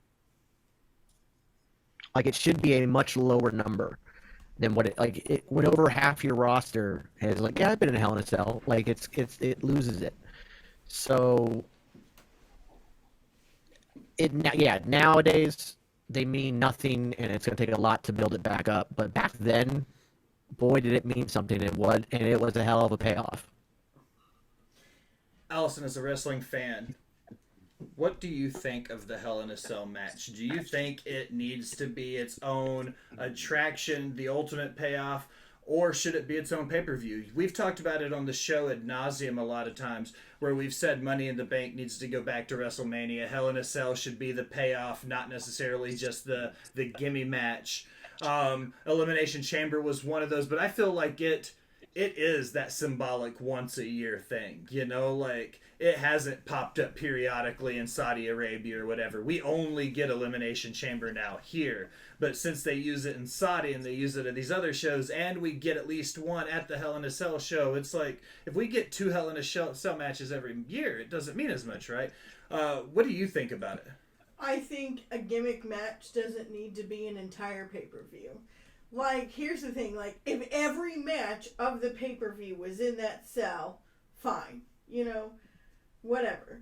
But, why are you going to name an entire pay-per-view off of 1, maybe 2 matches if they force a female Hell in a Cell? It just seems forced. Like you said, it's not, organically fit into the story. It's forced into the story. Super Bro says that Hell in a Cell should have never been its own pay-per-view, and it looks like we all completely agree with him. Yeah. I mean, Money in the Bank, there's a little more, I guess, pomp and circumstance with that. But honestly, they could do it at Mania. They could even do it on Raw or SmackDown. You know what I'm saying? I don't think it necessarily needs to be a pay-per-view either. Superbeard Jaxbo, do you guys have any input on that about these gimmick matches? Do you think they still need their own pay-per-views, or do you think they should be kind of the payoffs like we've been talking about? Gimmick matches should always be your final payoff. Unless it's Lethal Lockdown. And TNA's Lockdown, where they did every match in 6 sides of steel. I think, see, that's kind of what she was saying. If at the Hell in a Cell every match took place in a cell, that would be different. But to have a 10-match card and only 1 or 2 of them be in the cell, it seems kind of... It could be anything else and still have those 2 Hell in a Cell matches, I guess. See, there are certain gimmick matches. Like I said, the Elimination Chamber, that one makes sense to me as a pay-per-view. Yeah. If we turn Survivor Series into War Games Survivor Series, that makes sense to me. Because again, it's a team thing, so it's not as big. It's not a blow-off style match. It's just a massive match. I think Money in the Bank, I like that as a pay-per-view. I don't want that match added to WrestleMania, even with a 2-day WrestleMania, because you're taking 2 slots from people who deserve WrestleMania slots, like to provide their own stories. But I do think it's a big enough moment that shaping a pay-per-view around, you're getting a contract for a world title in this hellacious match, but you're not ending a story there because it's just about getting that contract and actually kicking off your story. So by kicking off your story and your hunt for the world title at a pay-per-view event, that makes sense to me. So you see it kind of like the Royal Rumble. Yeah, exactly. Okay. Exactly. I see it like the Royal Rumble. And so for me, Money in the Bank is another version of it's just a ladder match style version of the Royal Rumble. But like when you take a match like TLC as a pay-per-view, TLC was so massive as a match, like what they did at WrestleMania those couple times with the Dudleys and Edge and Christian and the Hardys. They turned it into a pay-per-view, but then it just, again, you lose the lackluster of a TLC match because, again, 2 or 3 matches are TLC matches in a pay-per-view of 10 matches. And it's just like, why are we naming the pay-per-view a TLC if it's just so happens to be a stipulation for a couple matches? It just, it happens every year, so you know it's coming, and it loses that luster. Because what do you gain from that? A TLC match should be a payoff. It should be either a payoff or an ending to a feud payoff, not a yearly pay-per-view where we're just going to throw people into a TLC match. All right, so at this Hell in a Cell match, these guys used everything, including the kitchen sink. They climbed on top of the cage. They went through the cage. They took everything they did in the street fight. They turned it up to 11, including the flaming barbed wire spot. One of the things that you run the risk of, I'm going to let you tee off with this one, Super Beard, is in the wrestling world, they say if you do everything in the first match, there's not a lot to do in the second match. If you go through a table, if you have everything's on fire, there's chairs, there's tacks. If you do everything in the first match, it doesn't leave you a lot in Act 2, so to speak. Do you think they left any breathing room going into this Hell in a Cell with how much of a banger that street fight was? I mean, obviously we know the outcomes of the matches and what happened, but do you think looking at it, they had a fear of, okay, we did so much, how are we going to outdo ourselves now? I absolutely think they had a fear of it because the feud was supposed to be over with the street fight. Like, it wasn't supposed to continue on. And like you said, circumstances kind of required Vince to call Mick back. So they, of course, went out there and put everything out there. So they're like, oh, no. I'm sure there was a moment of fear, like, how do we top what we did when we went out there and gave it our all? But at the same time, I think they did it. I think they were able to go out there. I still put the street fight over the Hell in a Cell for me, but it's like a 1A, 1B situation. It's not that was so bad. It's a 1A, 1B. And they, I think, gave it their all to try to top the street fight out of necessity, because like I said, they weren't expecting it at all. Jaxbo, what you think? I think the street fight out of me was the best one because they gave it their all. But I think with adding another like them being in another gimmick match with Hell in a Cell, it gave them kind of a fresh canvas to go, okay, let's see what else we can do. Triple H said in this match that he had the chair shot, in the nether region. He said that when wrestlers have to sell a shot in the nuts, there's a 50-50 chance that it's a real shot in the nuts. Super Beard, as the resident worker, my friend, Is it that often? Is it a 50-50 chance, or do those fake nut shots turn into real nut shots way more than 50% of the time? No, it's not 50-50. I think that's an exaggeration. It's more like 70-30. I'll kick you in the nuts and we'll see if I'm good at it or not. It's just, I think a baby's good at it.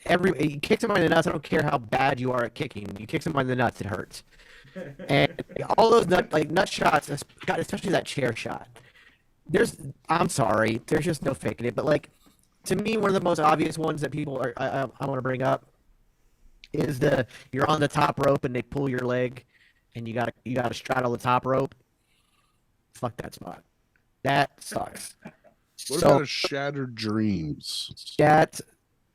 Now, see, with that one, if done correctly, he's kicking the turnbuckle behind you and not actually hitting you. Worst case scenario, you get the reverberation of it, right? And it's just going to kind of like, the aftershock's going to kick you in the nuts, more so than his boot.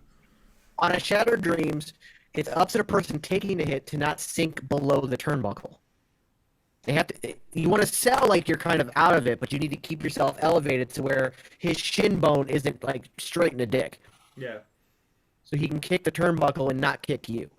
So that's where it falls into the 30% of kayfabe. But the 70% of the time, especially like that chair shot in the nuts that Triple H took, fuck that spot. Like, how he had kids after that, I have no idea. How any wrestler has children surprises me. Jaxbo, if Yes. you got paid $1.5 million or whatever Triple H was getting paid in 2000 to wrestle, would you take a 70-30 nut shot for $1 million? I'd take a 70-30 nut shot for $50 right now. No, I mean, what about you, Superbeard? Would you get hit in the nuts for 70-30 chances? Well, I mean, you're a wrestler, so obviously you'll take a 70-30 nut shot. he'll do it for a hot dog and a handshake. Dogs and handshakes. Like, I did it for hot dogs and handshakes. Now, I was promised money. Every time I was promised money, but it ended up being hot dogs and handshakes. But, yeah, like, $1.5 million, I'm doing it. But, like, I'm not happy about it. But I'm doing it. But also, like, the thing is like, I'm not doing it if it doesn't make sense to the story. And that made sense to everything they were doing. Like, they found a way to work it in. It made sense, ring psychology-wise and everything else. So I was perfectly okay with it. Like, yeah, I take that shot every day of the week. Just, again, I'm getting paid $1.5 million and I'm putting on one hell of a show. Sure. Yeah, let me do it. Jaxbo. A very key and focal point of this story is Stephanie McMahon Helmsley. We've seen different variations of Steph from when she first came into the company as the shy, nervous daughter of the owner, all the way through the women's world champion to being, WWE's boss bitch in charge and chief brand officer and eventually CEO. What do you think about the evolution of Stephanie throughout her career, but specifically where Stephanie was at this point alongside Hunter being the game and what they were doing in WWE? I think she was a homewrecker. Hunter and China had a perfect relationship, and she came in there and she done wrecked up the home, stirring up the pot. Couldn't let dogs lie. Listen, sir, yeah, in my opinion, not yours. That is not at all what happened. That is what happened. So She's a homewrecker. She is a backstabbing homewrecker who stole China's man. Ben, it is not what happened. China and Blake were already broken up when the first fake kayfabe version of the marriage happened. Yeah, because Stephanie McMahon was doing a little No, they humming weren't. in his ear and shit. They didn't My date for daddy owns the company, Trips. Yeah, my daddy owns the company. the kayfabe marriage is when they dated. China and Triple H had been broken up for a long ass Homewrecker. by the time they dated. According to Record. China's documentary, She made when she was high the whole time. hey, It doesn't matter. It came Hey, out. I'm high all the whole time, and I'm a hell of a Yeah, journalist. so am I. You're not on what she was on. True, very, very true. Sister has flat out said that documentary is full of shit. Well, And it I never- don't believe her sister. I think her sister's full of shit. I think that just because you have an opinion doesn't mean you can't be wrong. Because when your opinion is about something objective, like the fact that Triple H and China weren't even together, It's wrong. And that's something to be put out there. Yes. Stephanie was wrong for doing that in China. It needs to be out there. Right now by putting out false facts about it. You are the misinformation, sir. I'm not false faxing it. Go back and watch China's documentary and watch what came out of China's lips. Okay. That's the most facts you need. Then how about you go look at the interview she did after the documentary where she said she didn't mean half the shit she said, and that shit. Once I watch that, which I just choose not to watch. Exactly. Even China put out misinformation herself, which happens all the time. People all do it. I think she was under narcotics when she said she put out misinformation. But I think the playing original devil's documentary. advocate here. That's when she made the documentary. But I get to play devil's advocate here because I had Russo on the show. Fuck that guy. But my point is, he was the guy sitting in the chair a lot, going through the Attitude Era for a little bit of it, and he was very close, personal friends with China all the way up until the very end. And he told us during the interview that if WWE had just answered the phone, they think the last few weeks of that woman's life would have been very, very different. I agree with that. I agree with that for sure.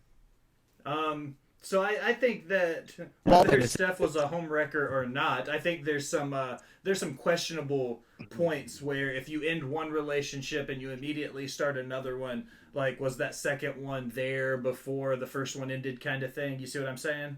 Years. It wasn't immediately after. It was two. Yeah. The kayfabe one started immediately after. The kayfabe one on screen started immediately after. I feel like I should move the squares to opposite sides of the screen now to put me and Superbeard on one side and Allison and Jaxbo on the other. You're the homewrecker, and Allison knows it, and I know it, and that's all that matters. And I didn't tell my mama you're bigging on me. Y'all are fucking QAnon wrestling at this point. You're the fucking QAnon wrestling. You Newsmax motherfuckers. That is false shit. What did we get called? We got called Russian City Radio the other day because we got told we were editing hosts. I got called, and you could ask Superbeard this. I got called I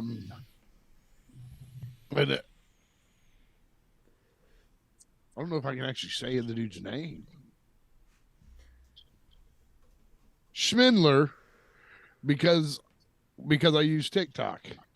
Then I'm a Schmindler supporter because I use TikTok. Yeah, he was he was he had a very small mustache in the 40s. And not as Jay likes to say. But yeah. At least she wasn't wrecking homes like Stephanie McMahon was wrecking home. No, well, this whole segment went way better than I thought it was going to when I asked Jaxbo that question. Oh, you're welcome. China went to God, and God stepped in and messed up his microphone so he couldn't say that shit again. She said, "Stop it. We got to stop this nonsense." Newsmax, Fox News bullshit. Y'all go hang out with Tyrus and fucking Ben Shapiro and shut the fuck up. Because that is false bullshit information getting put out there. And the reason, and it's shit like that, like it's the dirt sheets and it's shit like that that makes Wrestle Talk so fucking toxic. It's shit like that. And I know that you're joking, Ginger, and I know that you're not actually meaning this shit. But fucking that is the exact, like the people that actually mean that shit. Fuck those people, man. Fuck those people. Fuck them. I'm so tired of toxicity. And I have a fucking podcast called Wrestling with Toxicity to fight that shit. Because fuck that shit. Fucking. But to see her evolution to becoming shy. Oh, no, damn it. I just wrote down the time clip for that. I'm going to clip the fuck out of that for a TikTok. Go ahead. But to see her go from shy Stephanie to a little bit more out there. Booby job. Well, Super Bro said it best. I think Stephanie made a promise to herself that every time she gets a promotion, she also gets a boob job. Well, you got to get booby jobs. Hey, if I get a promotion, I'll get a booby job. I'm going to hold you to that, sir. Clip that as well. Somebody clip that. I'm going to hold him to that. Got it. I am working on getting Jax paid for this. So once I get him to where this is actually getting paid to do this for a career, I'm like, all right, where's your boob job, sir? We're going to hold you to it now. The promotion. Al, what did you think of Stephanie's evolution as a character, as a female who watches pro wrestling? Because you've seen quite a bit of her career now, all the way from being the young, shy, stupid kid, all the way through being the boss bitch. I think that Stephanie is amazing. Other than being a homewrecker? No, I didn't really care for like shy Stephanie because it just made her look weak, and she's not. She's definitely not weak. I mean, she is the ultimate boss bitch. But like in the documentaries and stuff about like this time, like this was really in like the early stages of her and Triple H's like actual relationship, and she talked about that she wasn't even sure that he liked her until it was on the walk to the cell, or the walk to the cell for the Hell in the Cell match where he kissed her, because that wasn't supposed to happen. That was completely unscripted. That kiss that he gave to her was was their genuine first kiss ever. Oh. Yeah. So I mean, it's cool to see like the evolution of their relationship. Like it's starting off as this like, you know, this work, and then like them spending so much time together that they, you know, fell in love. It's like a Beautiful Lifetime movie or some shit. I used to work with my bosses. I used to date my boss's daughter, and it did not end that well. I'm just throwing that out there. What part of that did you ever think was going to end well? I don't know, man. You watch Triple H and Stephanie, and you think maybe there's a shot, right? It's real. Like I said, it's real to me. First. You got to wreck the home first, then move in. Oh, so I should have dated his wife and not his daughter? Is that what you're saying? Exactly. Wow. So who's the homewrecker now, Jaxbo? Who's the homewrecker now? I'm just giving you the advice, and then say I was a homewrecker. Mm. Hey, I divorced my first wife because she was a homewrecker. Let me just put it that way. I've divorced. She wrecked my home. Moving right along. Flaming barbed wire spot. We talked about some of the spots. I said they turned them up to 11. Do you think this was like that pinnacle, Super Beard? Them standing on top of the cage, lighting it on fire, everything that they had done over the last 2.5 months up to this match. Like, was this it? Was that it? Like, Mankind standing there with the flaming 2x4. Was this the apex for them in this payoff, this series? Yeah, I think so. I think that it was. It's kind of hard to get much bigger than that, although I think Mick Foley has gotten bigger than that. Like, specifically, like, the Edge match.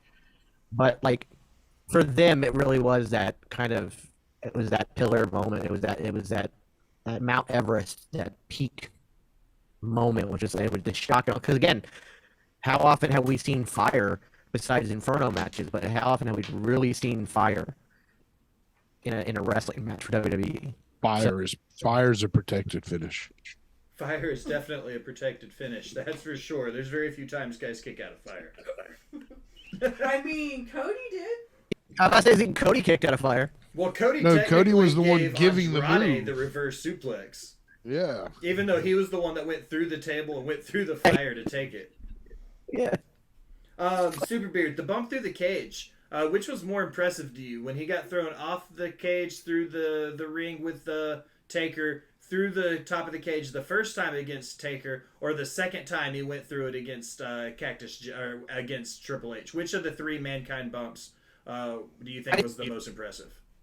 I think the most impressive is the Triple H one, because he had already went through that hell, and the fact that he was still willing to do it. But this time it was planned out much better as well.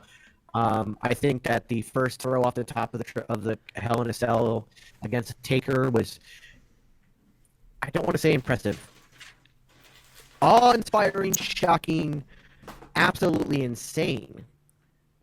But I'm not impressed by somebody trying to kill themselves.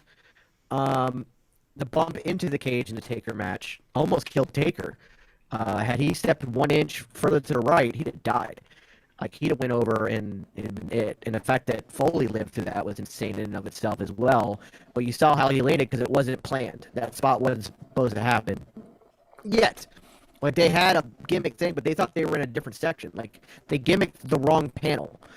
The fact that it was planned out and it looked so brutal, and yet it wasn't nearly as brutal for Mick Foley to take it as the other two is impressive. Because it looked brutal, and it looked maybe more brutal than the second bump from the Hell in a Cell. But the fact that he was kind of protected, and they planned it, and they did a good job with it, yeah, I think it's more impressive. For me, it's in the Taker match, the tooth through the nose. That just it's like the icing on the cake for it being like the crazier one. So gross. Jaxbo, which do you think is the biggest of the three Mankind bumps off the Hell in a Cells? Takers, the The first one one. going through the announce table. Yep, because it was the first time I seen it. I was like, oh, he's dead. I'm pretty sure I just watched a real man die. I got a little excited. The irony is, I didn't expect each one of you to pick each one of those three matches, so I'm excited that it came to me and I get to be the tiebreaker here. I didn't see that happening. I appreciate all three bumps. Super Beard, I agree with you 1,000%. For him to have done it after two matches like that and still take that bump says, I always say Mick Foley did more for the business because he showed everybody what the human body is capable of for the sport. So that's why I put him on my Mount Rushmore. Al, the bump through the cage the first time when the tooth came through, the symbolism of what he continued to do to finish telling that story, then coming back out in the main event that night, amazing. But I'm going with Jaxbo. As I was 12, almost 13 in 1998 when this bump happened, and I just told this story earlier to a friend that when I was young, part of my my chores and my allowance was to pay for the monthly pay-per-view so I could watch wrestling on Sunday nights, when they would do the big ones. And I was almost 13 years old and watched that pay-per-view live, and I 1,000% agree with Jax. I remember popping and thinking, Mick Foley is fucking dead. Like, Mankind is dead. Nobody expected him to get up because we didn't know how to react because I had never seen anything like that. So I'm going to break the tie. I'm going to go with Jaxbo and say it was the Hell in a Cell bump at King of the Ring. I think that's my favorite, what I think was the most impressive of the three. So after Triple H got the pin, he got the finish after the bump, the pedigree, 1, 2, 3. Mankind once again tries to ride off into the distance. This wraps up the story. We get to WrestleMania 2000 in the build. Triple H is still the WWE champion. This is where we get into the Fatal 4-Way match, and it wasn't initially supposed to be a Fatal 4-Way. We had the three McMahon, Steph, Shane, and Vince. They all had somebody in their corner. Steph with Triple H, Shane with Big Show, Vince with the Corporate Rock at that point. And then Linda came in, and she was like, we're going to correct this family. I'm going to make it work. I'm throwing somebody into this match, so it's now a Fatal 4-Way. And they finally give Mick Foley his WrestleMania moment and let Mick headline a WrestleMania. Correct me if I'm wrong, this still stands as the only main event he ever did at WrestleMania, right, guys? And this was kind of the ultimate payout. Triple H wins the Fatal 4-Way. Mankind gets to main event WrestleMania. This story comes to a head. Mankind retires. Triple H goes on to win the upteen million championships he has. But for you guys, do you think WrestleMania and that payoff was kind of like the coup de grace for Mankind? Was that the last thing he needed, short of maybe winning a Royal Rumble or some of these one-offs? Was main eventing WrestleMania the only notch in his hat he didn't have yet? I would say so. Because I don't think the Rumble really mattered to him. I think it was just the Mania is the one that mattered. And so for him to finally get that main event, he like, okay, now I really think if I get a call to come back, I don't necessarily need to say yes. I think it might have been, like, I mean, granted he does. But, like, he could have easily said no from then on out and been okay. I think he'd have been good, world champion, WrestleMania headliner, massive matches, historical moments. I think he was good at that point. Jaxbo, what you think? I think it was a perfect ending. He got his three great matches in a series with a rival that he's had for years, and their storytelling. He got what he deserved. He got his feather in his hat. He got his WrestleMania. He got his main event. I don't think his WrestleMania moment came until Edge. To be honest, that flaming table spot to me will always be Mick Foley WrestleMania. Like, I think so too. But up until this point, this was his moment. Yeah, this was his moment, and he got the moment in the main event against three of the top guys in the business of that. I mean, look who's in the ring with. I mean, he's in the ring with The Rock and Triple H and Big Show. If you'd have told me after Rock and Sock connection thing that Foley'd ever be back in the ring with The Rock, I'd have laughed at you. Like, no, The Rock's too big for him. The Rock had blown up after that point. Like, it Huge. was nuts. For sure. Al, what was your opinions of it to finally see Foley hit that main event moment in WrestleMania? So, funny story. I have not seen this match. Really? This was never on any list.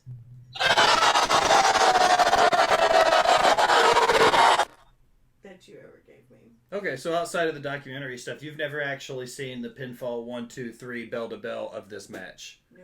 Okay, well, I'm going to not clip that because that's embarrassing for me as the host of this show. It's embarrassing for you as my friend to have not put that on, like, the list of when I said, hey, make me a list of all the wrestling matches you think that I should watch, and it wasn't on there. To be fair, this isn't one of those... If you look at Rock matches or Foley matches or Triple H matches or even Big Show matches, this is seldom on anybody's list for all-time greats of any of these guys. Fair. You've seen all the great Foley matches. You've seen a lot of the great Triple H matches and the Rock matches. This isn't one of those like 5-star blockbuster Ricky the Dragon versus Macho Man style Mick Foley Cactus Jack matches. That's not what this is. Well, so I don't feel nearly as bad for not have seen. Okay, well, with it being WrestleMania season and all, my final question for you guys before we plug it and go home is, what is your all-time favorite WrestleMania? Oof. Mine would be WrestleMania 17. First one I actually was able to watch as a kid, like bell to bell from beginning to end. So it always had that soft little spot in my heart. Yeah, I mean, 17 is definitely probably my all-time favorite, although like 30, the one that we had in Tampa after the pandemic, I got to go in person, so that holds a special place in my heart. And also the first live 2-day WrestleMania, but I think 17 is just something special. It really is just something special. Also, like 24 holds a very special place in my heart, solely for the Ric Flair retirement match, which to me that was his retirement match, and he's never wrestled since, as far as I'm concerned. But like even to this day, I watch the match and I'll cry at the end of that match because it's like You're spreading false rumors, sir. He did wrestle one more time. He wrestled several times after that, but I don't acknowledge those I don't acknowledge those matches. And I don't acknowledge that Those were Stephanie's is a home wrecker. No. Every match after that was an exhibition. It was not an actual match. Al, what's your favorite WrestleMania? I'm gonna say probably 3, and it's because it's the first one that I watched from beginning to end. From bell to bell. Mm-hmm. That works. 3 is my favorite because I think it was the best card. It's one of the better bookings, I think, from beginning to end. I think my biggest takeaway from it was they needed to put Ricky the Dragon and Macho Man as the semi-main event. It was the 4th to end on the card. There were 2 matches between it and the semi-main event, and it was one of 2 titles on the card that night. That's the only, bad booking I say that exists in WrestleMania 3. But next to that, WrestleMania 17, the gimmick WrestleMania, the TLC 2 match, Rock Austin 2 with the Limp Bizkit stuff, 16-year-old Real was fucking going crazy for that stuff, man. I loved it. The gimmick battle royale stole the show, though. Yeah, Duke the Dumpster Drosy, Jim Cornette, the Iron Sheik, Richard, all of them. Yeah, it was so much fun. Well, ladies, gentlemen, we did it. We made it. We did all the damage we could do for one Sunday night. I appreciate the hell out of you, especially you, Super Beer, jumping in last minute to cover home base or second or whatever position you want to play in this cliche. Jaxbo, I'm going to give you the chance to tee off here first. It's your first time on this show. This is the chance to plug your stuff. Tell everybody where to find you. Put yourself over. You can find me pretty much Monday through Friday at twitch.tv/the Panda Wrestling Company. You can find me also on Tuesday nights on the Wrestling with Toxicity on the twitch.tv/Geeks and Noobs. And other than that, I really don't plug my other socials. They're just there. Super Beard. Tell everybody what's going on over at Geeks and Noobs and Panda Wrestling Company. So you can go to twitch.tv/the Geeks and Noobs. I run several shows there all week long. We have the flagship show of the Geeks and Noobs podcast, Thursday nights, 8 p.m. Eastern, where we talk about comic book movies and whatnot. This week we'll be doing a full spoilerific review of Ant-Man and Wasp: Quantumania. Tuesday nights at 7 p.m. Eastern is Wrestling with Toxicity with an NXT watch-along, which is simulcasted not just on twitch.tv/Geeks and Noobs, but also youtube.com/TGN Networks, which everybody please go subscribe, as well as twitch.tv/Panda Wrestling Company, where I'm also seeing, Jack said 5 days a week. It's really 7 days a week for both of us. It is very rare that we are not on the air on that channel or on my channel. So We're doing something behind the scenes. You guys work more than I do as far as content creation goes, because I stream. I usually do 5 nights a week, plus my interviews, plus botch spots, plus trivia. And then I find out you guys are still streaming between the two of you 7 nights a week. I'm like, well, fuck, I need to step my game up. Also, I want to plug that starting, I believe, this Monday night, if all goes well. If not, it'll be next Monday night. But we have a new show coming to the Geeks and Noobs on Monday nights. It's going to be a Raw watch-along called Monday Night Punk Driver. And it's with my good friend Comic Punk Guy as the host. Ginger and I will be on the show as well. And it's going to be us really breaking down what's going on in Raw, on top of like fun segments and funny moments and talking about punk music and all kinds of stuff like that. So it'll be a really fun 3-hour show Monday nights, starting at probably 7:45 p.m. But like 8 o'clock is when the show, when Raw starts, so 8 p.m. Eastern.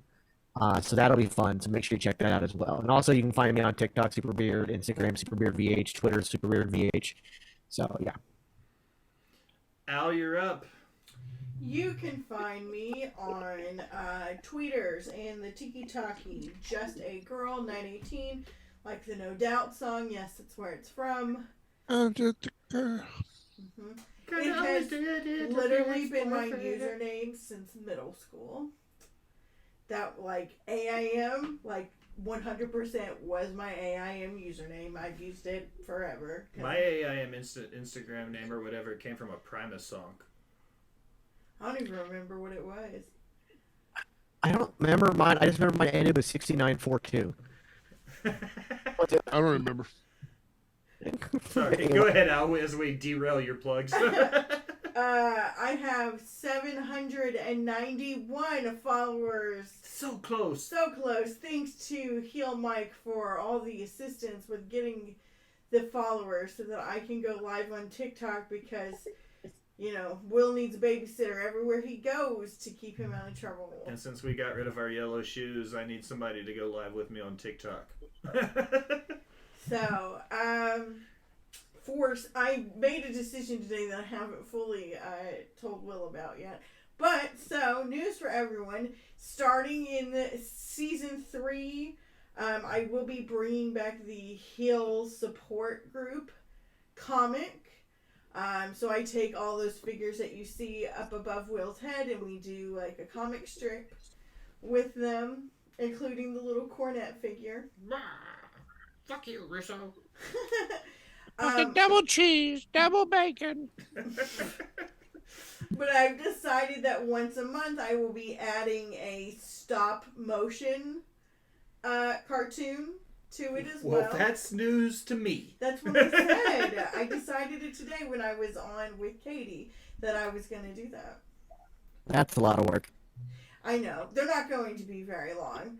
I've trialed it a couple of times. I made a little rock Roman one a year ago. That's pretty funny. But yeah. So sorry for the yawn. But yeah, so follow me on the Tiki Taki so that I can go live. Follow my Twitter. We've got some good stuff coming in season 3 as we're starting to wrap up season 2. So it'll be super fun. Season 3 will also have my own show, the Boss Bitch Power Hour. So, yeah. Well, it's time to do shout outs. You need to follow my friends. Follow Mr. B-Roll. Follow Husky Roads. Follow Self Bet Wrestling. Follow Brett Wyatt. Follow Too Tall Tyler. Follow Brian's House of Random. He's another guy over on TikTok. He's only like 50 away from hitting 1,000. He's real close to getting there. Follow Dad Hat Wrestling and the rest of the Panda Wrestling Company people, Bree Stout, all of those friends. Follow my boy Matt Ritter, MattRidder, Smacking It Raw, the #1 podcast over on the Hub. And yes, I love saying that because that's a real thing. Follow my boy Travis Pointer at Lord Cuss-A-Lot. And follow my boy Ted at the Hill Truth Podcast. I appreciate you guys coming on and chatting about some wrestling with me, guys. It was great to have you. Jaxbo, I love the hell out of you. Super Beard, you know you're my boy, whether you admit it or not. Follow Katie Wrestling 13. You forgot her. Follow Katie Wrestling 13. For Will, I just want you to know. That's it.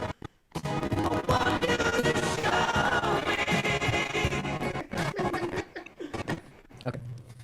That's my walk-off music. That means the show's been going for too long. So you know what that means? Now, as we close another episode of Botched and Chair Shots, I'm going to take a minute. Thank you for listening. Remind you to go wherever you do anything on the internet. Like, follow, subscribe, unsubscribe, then subscribe again. Leave a comment telling me how great I am or how terrible we sound. Either way, it helps the algorithm and it helps find new listeners. If you're feeling really generous to be one of the VIP people, head over to patreon.com and donate to the Rivet City Radio Podcast Network. You get some fantastic swag. We get some fantastic guests. It's a win-win for the Ginger Ninja Jaxbo, for Super Beard, for the Boss Bitch and Miss Allison Siegel. I am the Will Gray. Thanks for stopping by and listening, my people. Bye-bye.